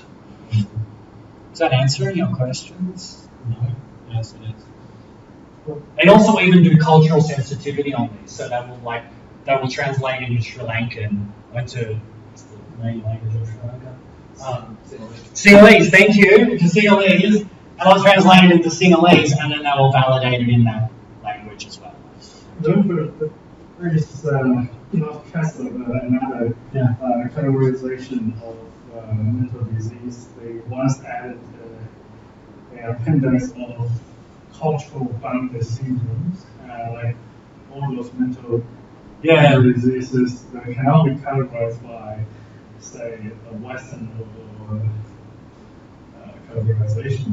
And I think they're trying to remove that index and trying to put all those cultural bound syndrome into the category, but not very successful because still there are some mental diseases cannot be categorized by a universal categorization, like how often do you feel so excited that you want to eat another person?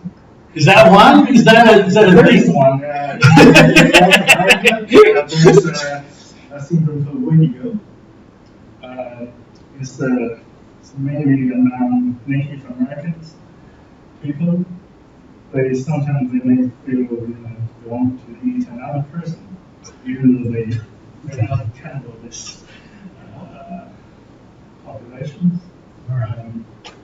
I will leave that thought, but that is good. I mean, I think that most of these things end up being absolutely gross simplifications of the world. I mean, probably the most validated and widely used psychology scale is the Big Five, which is sort of like extroversion, introversion, neuroticism, etc. There's these conscientiousness and a couple of openness to new experience. It turns out that there is no agreement around that to a very large extent, even within the discipline, and lots of variation, and people change a lot over time. So, yeah. I mean, personally, I think that the main thing that we need to do with a lot of scientific research is admit how small what we'd call the R squared is, how much the explained variation is. We don't know that much in most models. Anyway. What other comments or questions do you have? I'm surprised about conservative.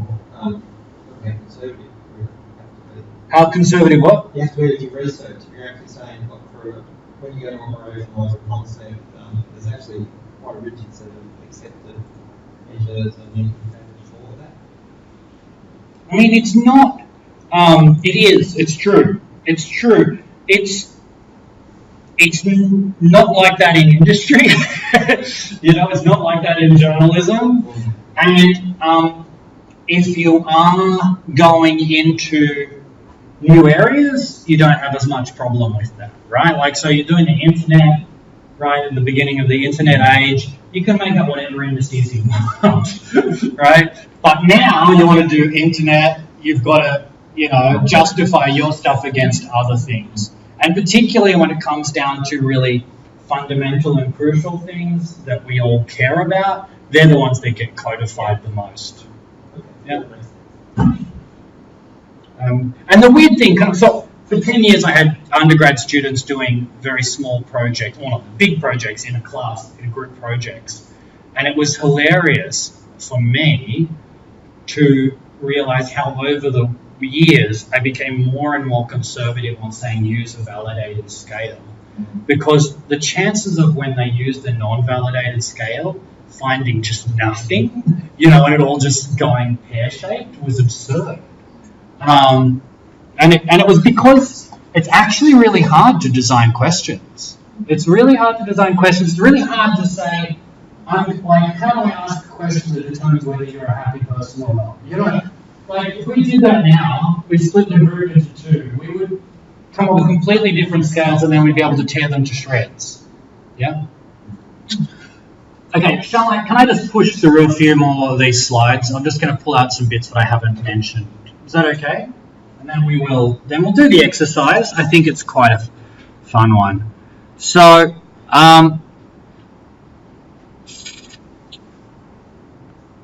one of the questions you might just ask is, how does research methods relate to statistics? Oh, shall we take a break? Yes.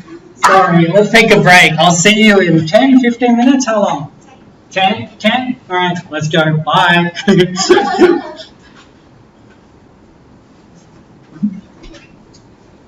Yes. Submitting. Okay, so we can do that right now, actually. So what I think I would... Just trying to... I need to submit, like, for this week. There doesn't seem to be any bloody exercises, does there? Yeah. Oh no, there are exercises. Yeah, I know. So Yeah. this is the thing. Okay, so for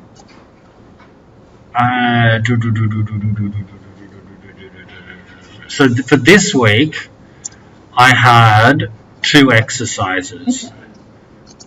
Let me see if this works. Come on, please don't have crashed. So there are 2 exercises. One was this one, practice exercise. So the problem is it could have. I don't want you to kill yourself, right? Like, and then the second one is this one, the one that we just did, right? I can try to make it more specific, and I can try to give you a certain number of words to. I think, because I don't want you to, I don't want you to be left with how much do I need to write? Yeah, I don't want you to. I want you to focus your energies on doing the work, not on worrying about it. So what I suggest we do is we write up a little section on here, because then if we do it together, then it can be public and everyone can. Because so normally you've got like learning objective, whatever, and questions. So that's not the stuff that I would answer. No, the exercises. There are exercises. So what I try. Exercises coding. Like how would I submit that already? You would just paste it. Just paste it. Like the output of the. No, or just even the code itself. Yeah. So let me just turn this on here. We go turn editing on. Okay. Add resource or activity. Label. Okay. Participation option for people who miss class. Yeah. If you miss class and want to still be counted as having attended and participated, then you should complete one or more of the optional of the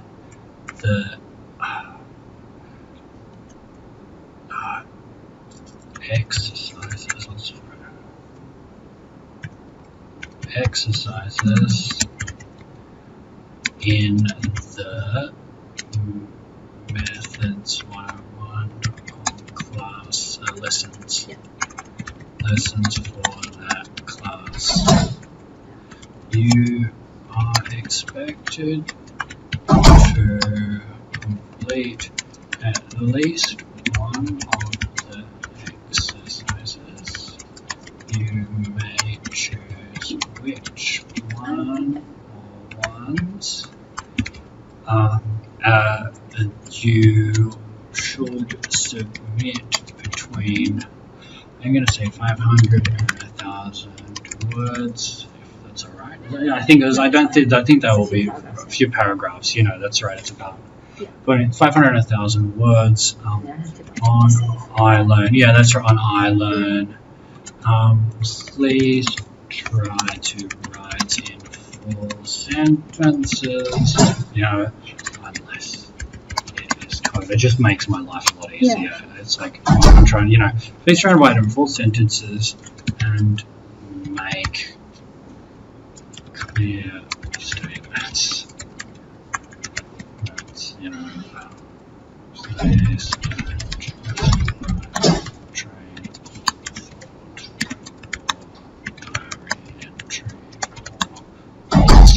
question marks.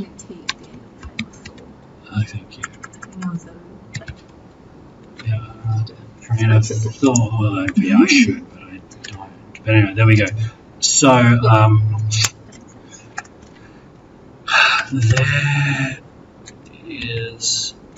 will be a link to submit your 500 to 1,000 words on iLearn. It will not be posted publicly. All exercise. It's a fair request. Yeah, no, it is a fair request. That's a good question. If you want feedback, please also send a copy of your answer to me. But this is on WhatsApp or Facebook Messenger. Yeah, this allows for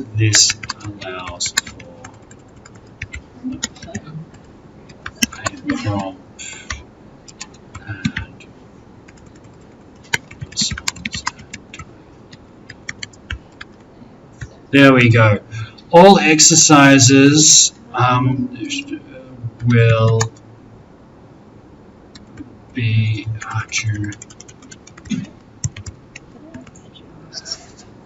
no, you don't need to add me. You just need to put me in your address book. And then it will automatically. All exercises are due by the end of the by the time of the final exam in week 14. That's just, you know, so there is no weekly deadline. Yeah. I know, of course you should. You are yeah. There's no weekly deadline. That's just so I don't have to offer so I don't need to give extensions. Okay, there you go. Hi everyone. Can we all agree that this is okay? I just want to, because we've got quite a few people who want to, who for family reasons and others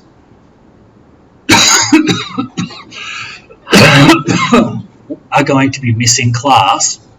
I do not know why this has, I'm just going to save and return to unit. It's easier to read on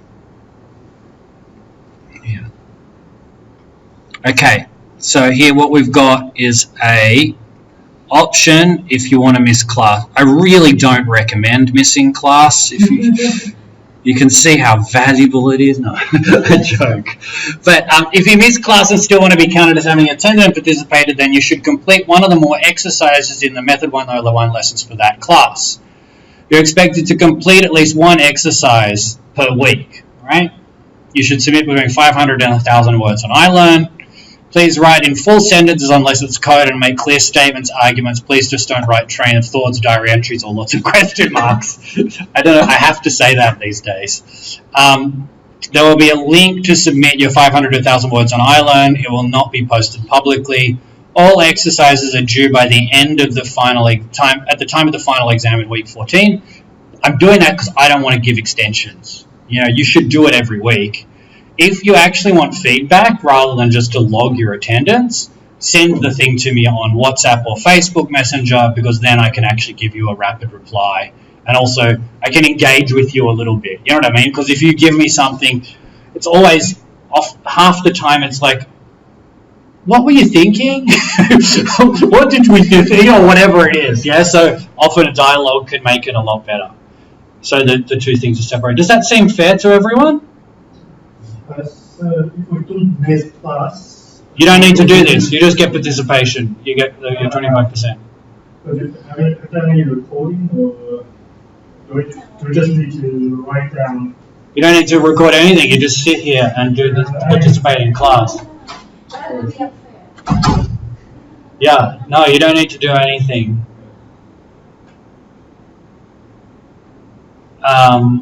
I probably should.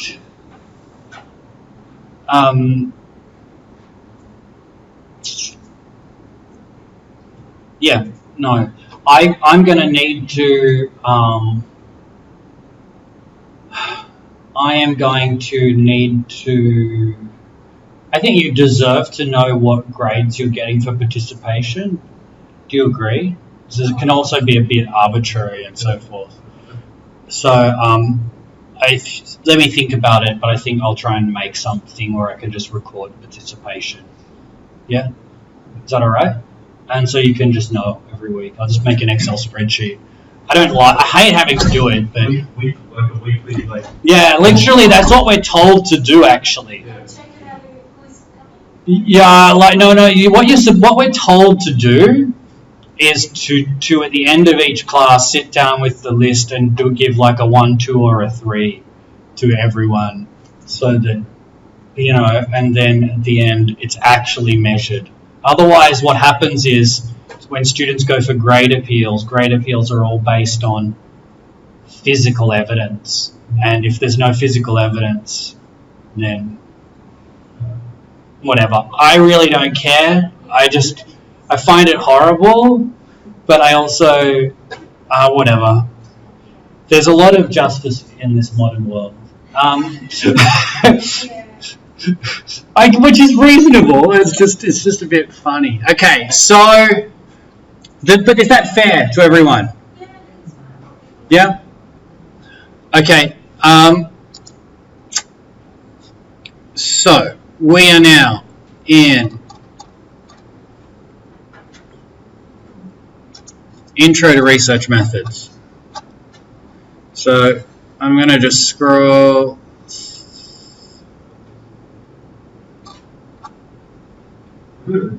Yes.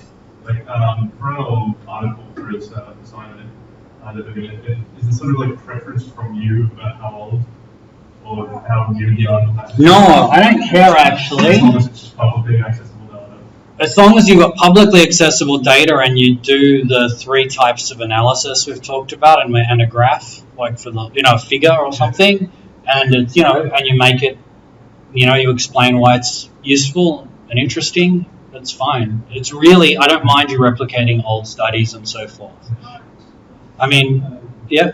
Also, when we replicate the article, do we have to include every background content? So do we just... No, you don't, because you've only got 600 to 1,000 words. Yes. So I just probably already answered this, for example, so it doesn't matter, say if you do Australian Social Survey and you do the 2000 2009 one as opposed to 2015 one, it's still okay. Oh, that's completely fine. Yeah, I mean, it may get a bit. Your one is out, and you found a better article for the old one.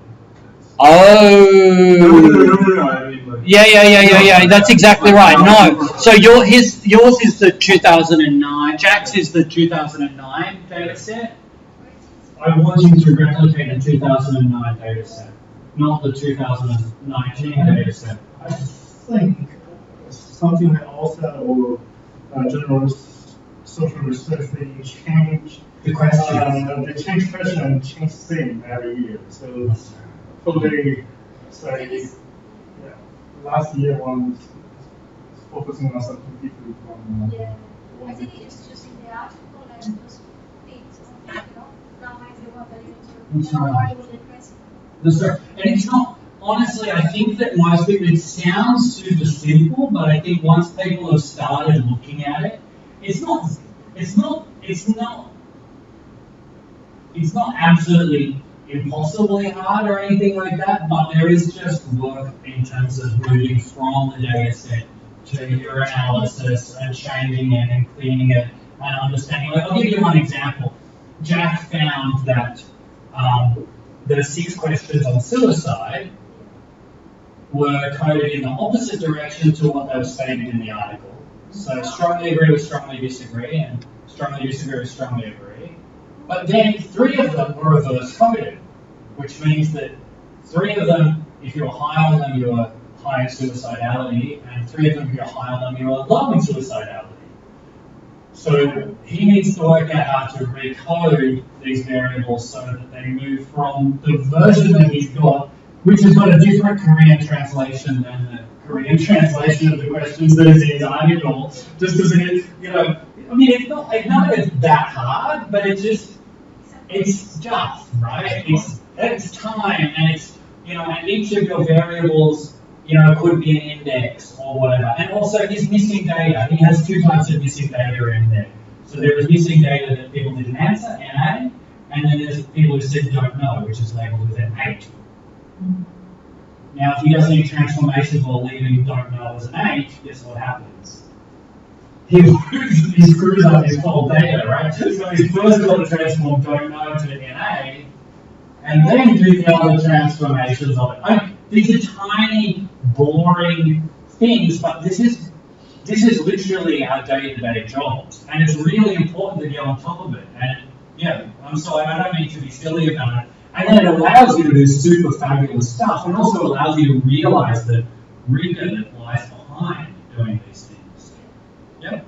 So don't make your life any more complicated than it needs to, and expect that it'll take a bit of time. Yeah. Good. Okay, I actually think, shall we just, I think we should move to the exercise if you don't mind. Is that okay? You can read through all my essay and a half there. So the exercise is really simple. Can you identify the following concepts? This is the article here. I might have, let's just say I've uploaded a PDF. So actually you should right click on that. I should open it. So right click on it or open it in a separate one. So this is the article. I've got a bit of background on the article below. So this is an article from 2016 by Ian McAllister from the Australian National University. He literally has over 18,000 Google Scholar citations. He is probably the most cited political scientist in Australia. He has been running the Australian Electoral Survey since it started. He's a giant. I was going to say he's a monster. He's not. He's a lovely, nice guy, actually. He's really just the most professional social scientist you could meet. And this article that he's got is basically about the problem of disengagement of young people and whether the internet is having any impact on that. So it's a decent, important topic. It's a good quality data set. The full data set is available through the Australian Electoral Study. However, I actually, for purposes of playing around with it, sorry, ignore that screenshot, but for the purposes of playing around with it, I actually created a couple of data sets for you, or for the other class last year, which were just simplified versions. You don't need that now, but I'm just telling you I actually went through and cleaned up the data set for that. We may use it another week.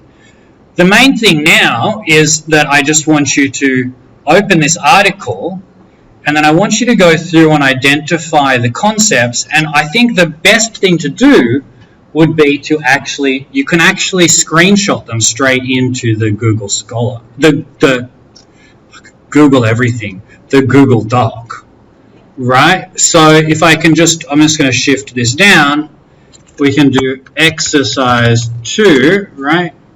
And this is the concepts, but actually there are even more concepts, as you know, that we went through this week. I don't know why that happened.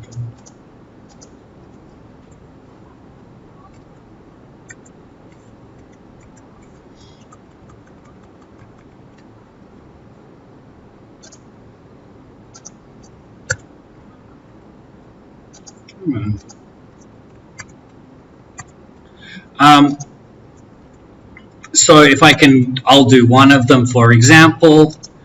I'll do units of analysis. So to find the units of analysis, I might jump right through to the data set. Well, we've got hypotheses here, so you could screenshot those and say there's a concept hypothesis. Data comes from the AEC, was nationally elective mail-back survey person. Sampling frame was supplied by the Australian Election Commission. There was an online poll. Final response rate, full detail. Actually, it doesn't really say what the...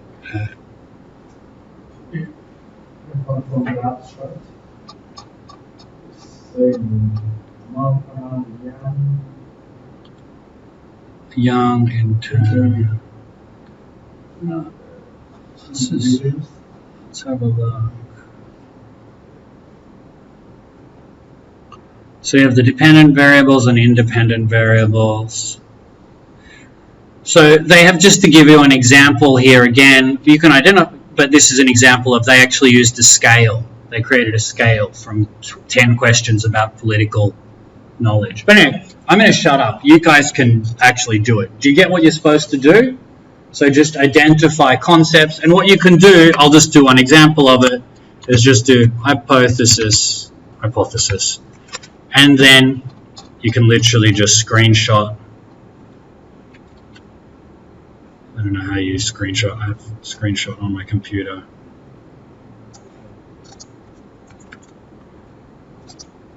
There's an example. Do we like divvy up the dot points, or do we paste? I would say that you just do a free for all. I don't know. Do you want to divvy them up? You can. You can put your name. How about you put your name next to one of them? Yeah. Oh, next to them. Okay, and then you need to know that no one is going to steal yours. Yeah. So put your name next to one, and then.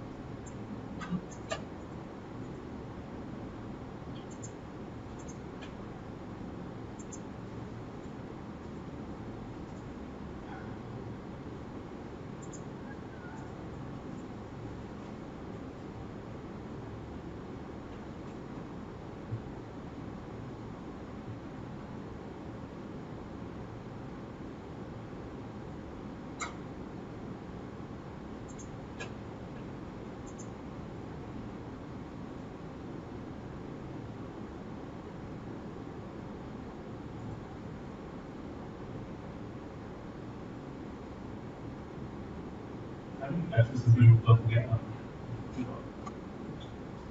See that link there? Type in that. Oh, it's on the website. But sorry, if you type that in, That's why I put it I'm on looking up in the place, but I don't know what it is. the article, No, the article I forgot, but I had it last week. the Google Doc. Yeah. Yeah, so see the number that. So if you go to Google Docs, And if I no, you don't need to. I think it's open for everyone. Isn't it? I'll just type that out. No, you're right. That's Well, I good. think that access to last week. I don't know. Yeah, I know. It can be confusing. So what I'll do is I'll put in the email, the exact thing, like.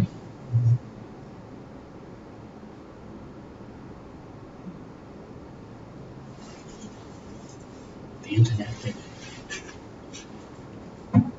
The technical stuff.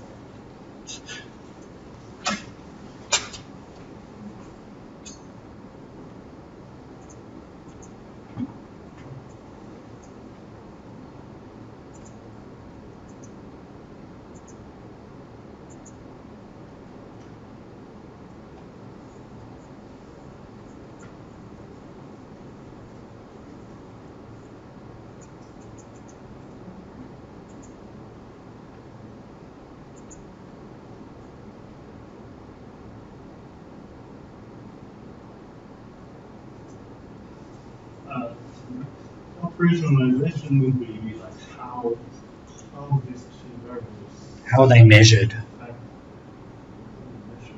how they affect each other. How they measure. It's just operationalization is literally how they're measured.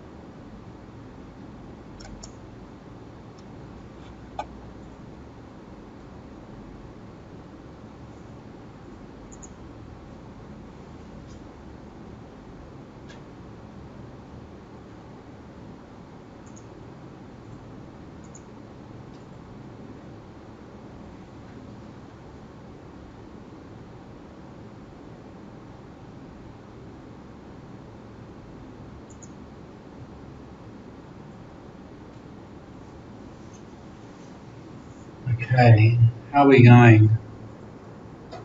Do we need longer?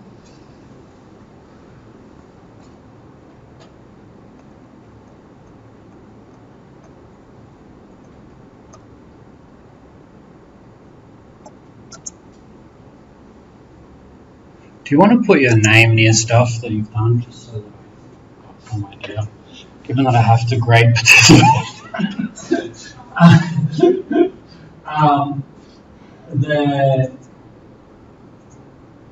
Let's try not to make this.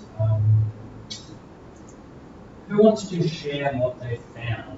Who found stuff they thought was interesting, or profound, or that they learned stuff, or they were surprised, or was it all really easy and straightforward? Jack. Yeah, that's how they measure electoral participation. So where are you? Sorry, which page are you on? Or have you made notes on this? Or is it? Should we? Where is it? I think it is which papers. This one, Appendix 1? Yeah. Or further? Yeah. Yeah. Yeah. Electoral participation is measured by the attitude towards compulsory election, such as question if Would they? is not compulsory, would still vote. That's how I do it. So your question was, so the bit you were doing was operationalization, right? And you've said that operationalization of political knowledge was via a quiz. Yeah. And well, the system since it's compulsory in Australia to vote, so in terms of measuring electoral participation, they investigated the attitude instead of behavior, such as. Wasn't it actually would you vote?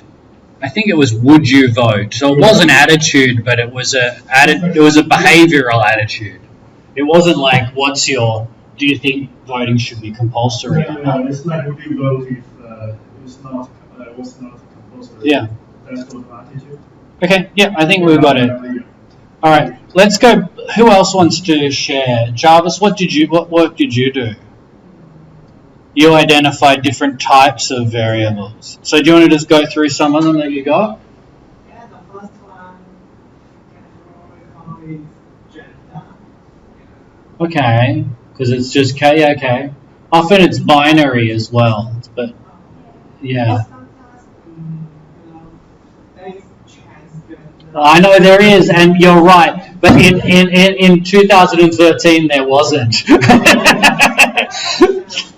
But you're right. Now it is categorical, but it used to be binary.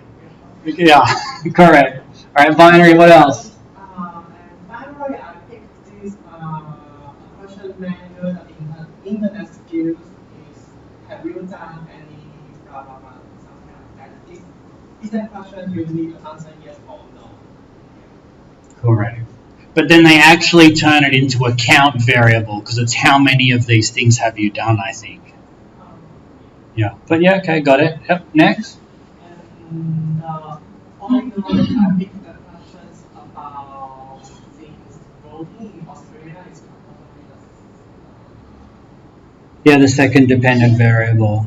And because this question answer will give a rank of application of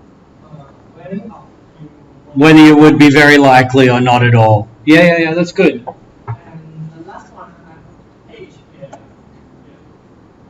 I don't know how to explain. No, age is continuous. I think it's pretty straightforward. We know age is continuous.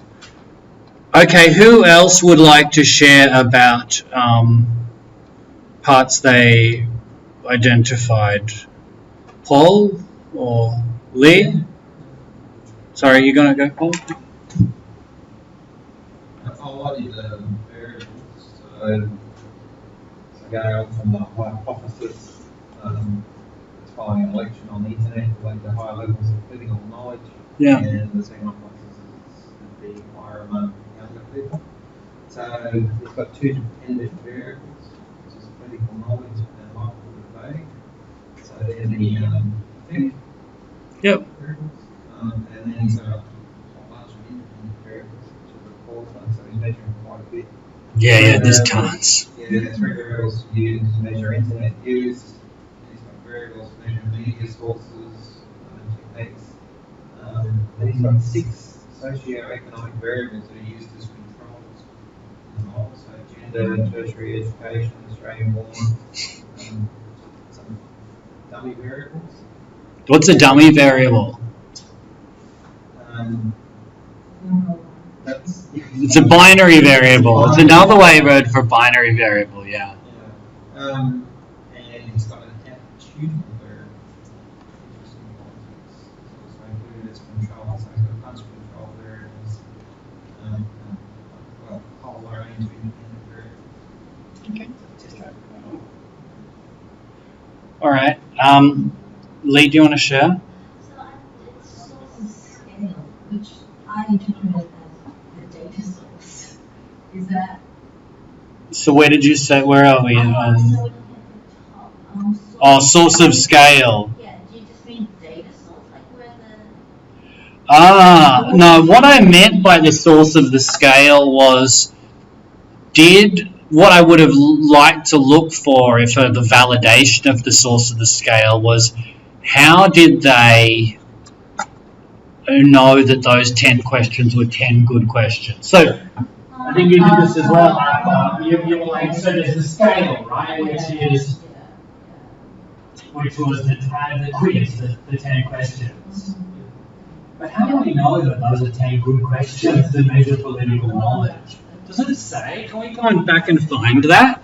Because it should be justified. Like, we invented it. See, they're breaking all the rules. Dependent variable.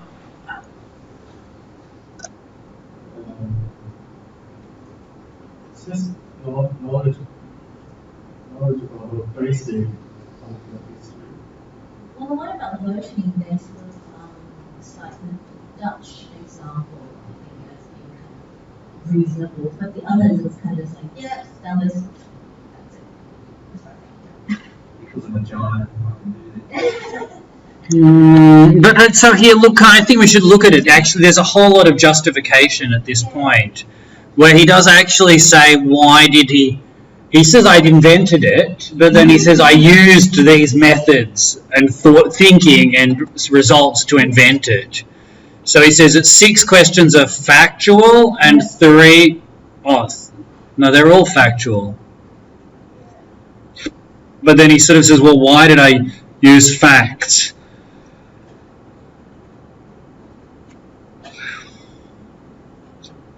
There's problems with facts. One is that they embarrass people, so they stop the survey. Second, they might use the internet. We found little evidence of this. The third. But it doesn't say that other people use it too. No. This is what I do. This is what they use. Yeah, he doesn't just. So there's. I mean, I think it's.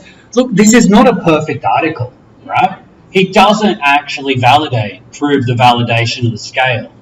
In some ways, his validation of the scale is that he's attached it in Appendix 1, so we can look at it and say, do we like it or not? And we know, at least we know what it is. But he doesn't really justify it. And the second dependent variable, would you have voted? No, it's not, it doesn't say. Yes, It's like new vote is No, it's different voting. The actual voting cannot be so can you just go like examples of what have been done in terms of what have been the outcomes in order to have research, but not the process that have been used to get to that result? He's freewheeling. He is. It's true, right? You've just shown that the most famous guy in Australia didn't even bother using dependent variables that were clearly validated. The thing is, he has enough. He'll be fine. Maybe just send you his publications. That's right.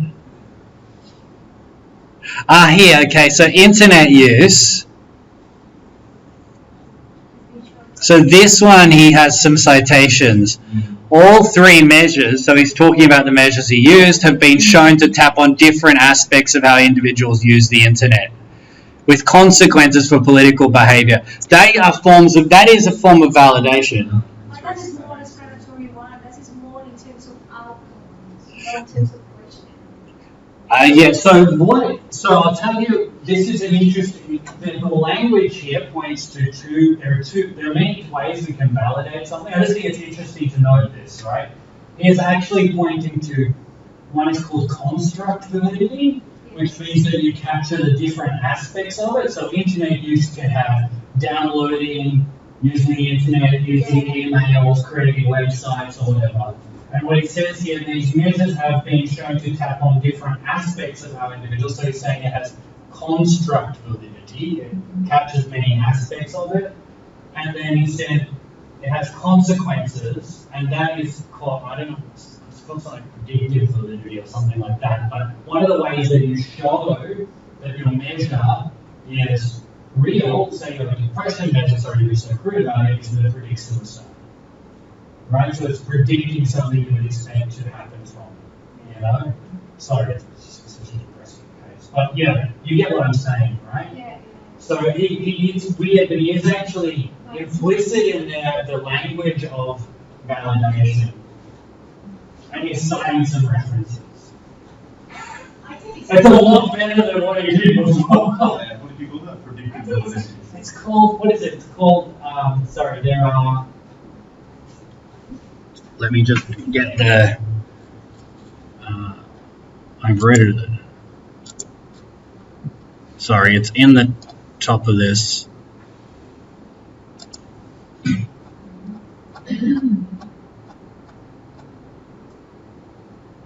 I know I don't give it names, but these are the types of validity. The judgment of experts, correlation with validated measures, and correlated with expected outcomes.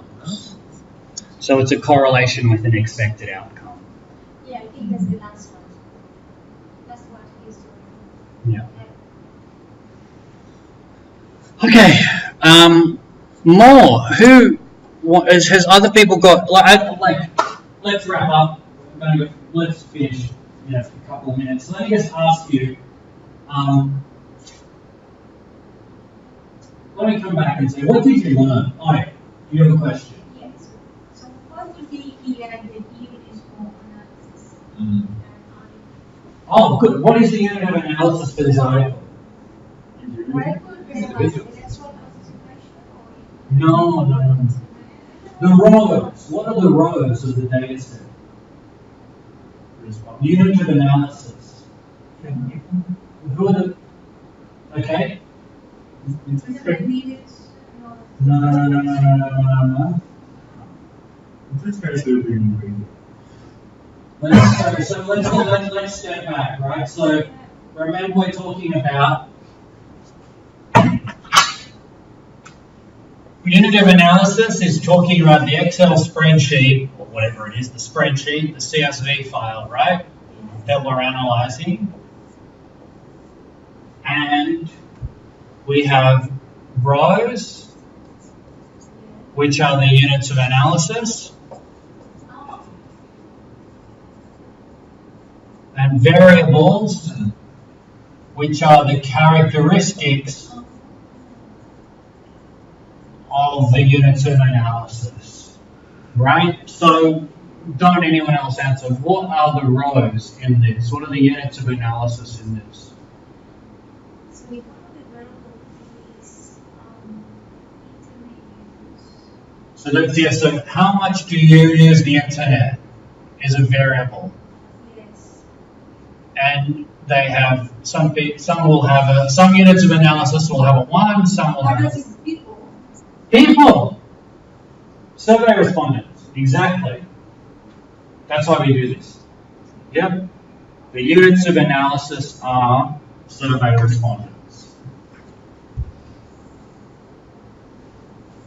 Spot on. So we just say it's the survey respondents or like specifying for like Young people. yeah. So I think that this analysis is done. What you would do. So yeah, I was wondering that, and I haven't. No, I think, yeah, sorry, I just want to say is I got confused for one reason, is that you have a thing that's unit or analysis that is actually whereas what you are studying in general, research. So I just got confused. Oh, you got yeah. What was the concept? Yeah. Yeah. So the units of analysis. Trying to think, what was the other word I used that was confusing? I'm trying to remember. Like the theory or the. Yeah, exactly. But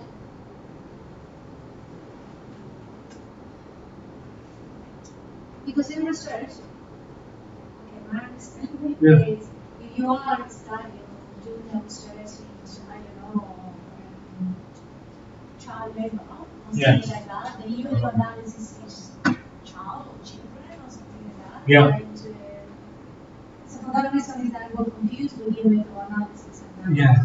that's It's completely fine. We're using a lot. We've gone over a huge amount of jargon here, and the point of using practical examples is so I think it's fine. Don't worry about it. It's all good. yeah. Is having a unit of analysis as if you think of a data point, what does it apply to? So if we look at the variables, how do you vote? There's three. Does that three sort of attach itself to a person? Or does that, three attach itself to A school. in the lecture, like the example, if it's a person, then that person is the unit of analysis.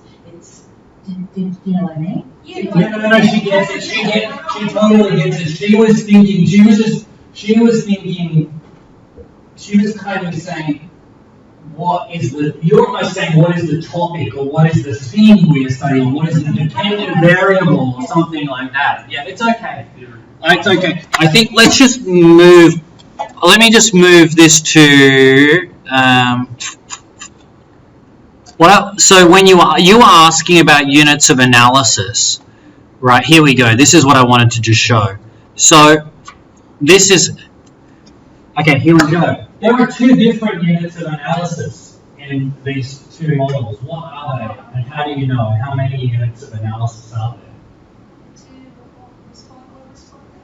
All young people, right? How many all respondents are there in the data set? I'm going to yell it out. 3,955.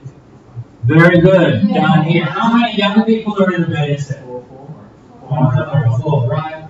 So in this one, the units of analysis are young people. This is all people in the survey. Good. But they all have variables measured on them all. Cool.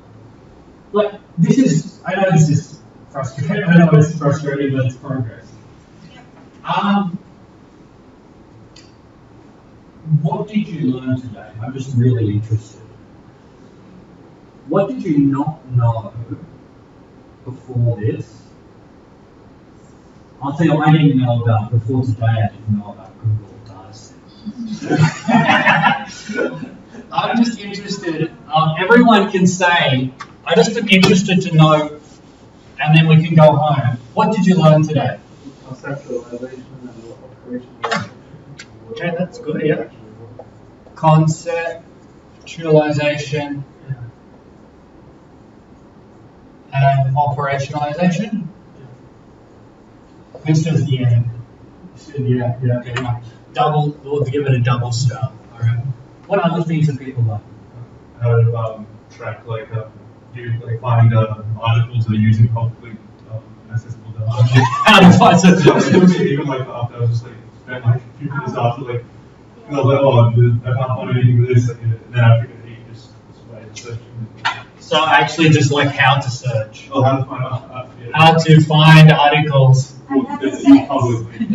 Articles David says. I want to say that I would go to that same one. Yeah. Can I ask very quickly? Can we split it into two? What did you like? Yeah. What other ones? What else did you learn today? Validation. Oh, yeah.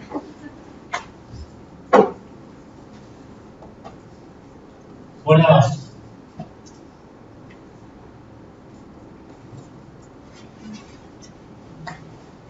Tim? That you have a different definition of theory than Oh, no. What's your definition of theory? I guess this is the one that you were getting at. One of those sort of Explanations. It's like theories are, I don't know, I guess like use the theories where you tested things and you've got like hypotheses that you tested and multiple experiments that equal to a theory. Which is great. If that's your understanding of theory, you're in the right place. It's just that when you think that theories are Marxism and functionalism and stuff like that, that's when you'll get stuck. But okay, so what is theory? Okay. Any gentlemen? Connor, what did you learn? Nothing. Same as them. I wouldn't say, I would say the same as Richard. Which one? This one. Finding articles. Yeah. Anything else? Wait. Scales? But on that, I would say that the unit of analysis is the same, but the sample size. Well, the sample is different. That's a very good point. Yeah, okay, you're probably The right. respondent is Yeah, I apologize. Yeah, okay. I'm not going to argue with you there. You're right. The sample is different. Because the unit of analysis is a person. Okay. So, what? I think scales, I think about that validity in terms of scale. Scales and validity. Yeah. Okay. And Paul? Oh, you said one, didn't you? Yeah, Right. Thank you. Good? Thank you. thank you. See you next week.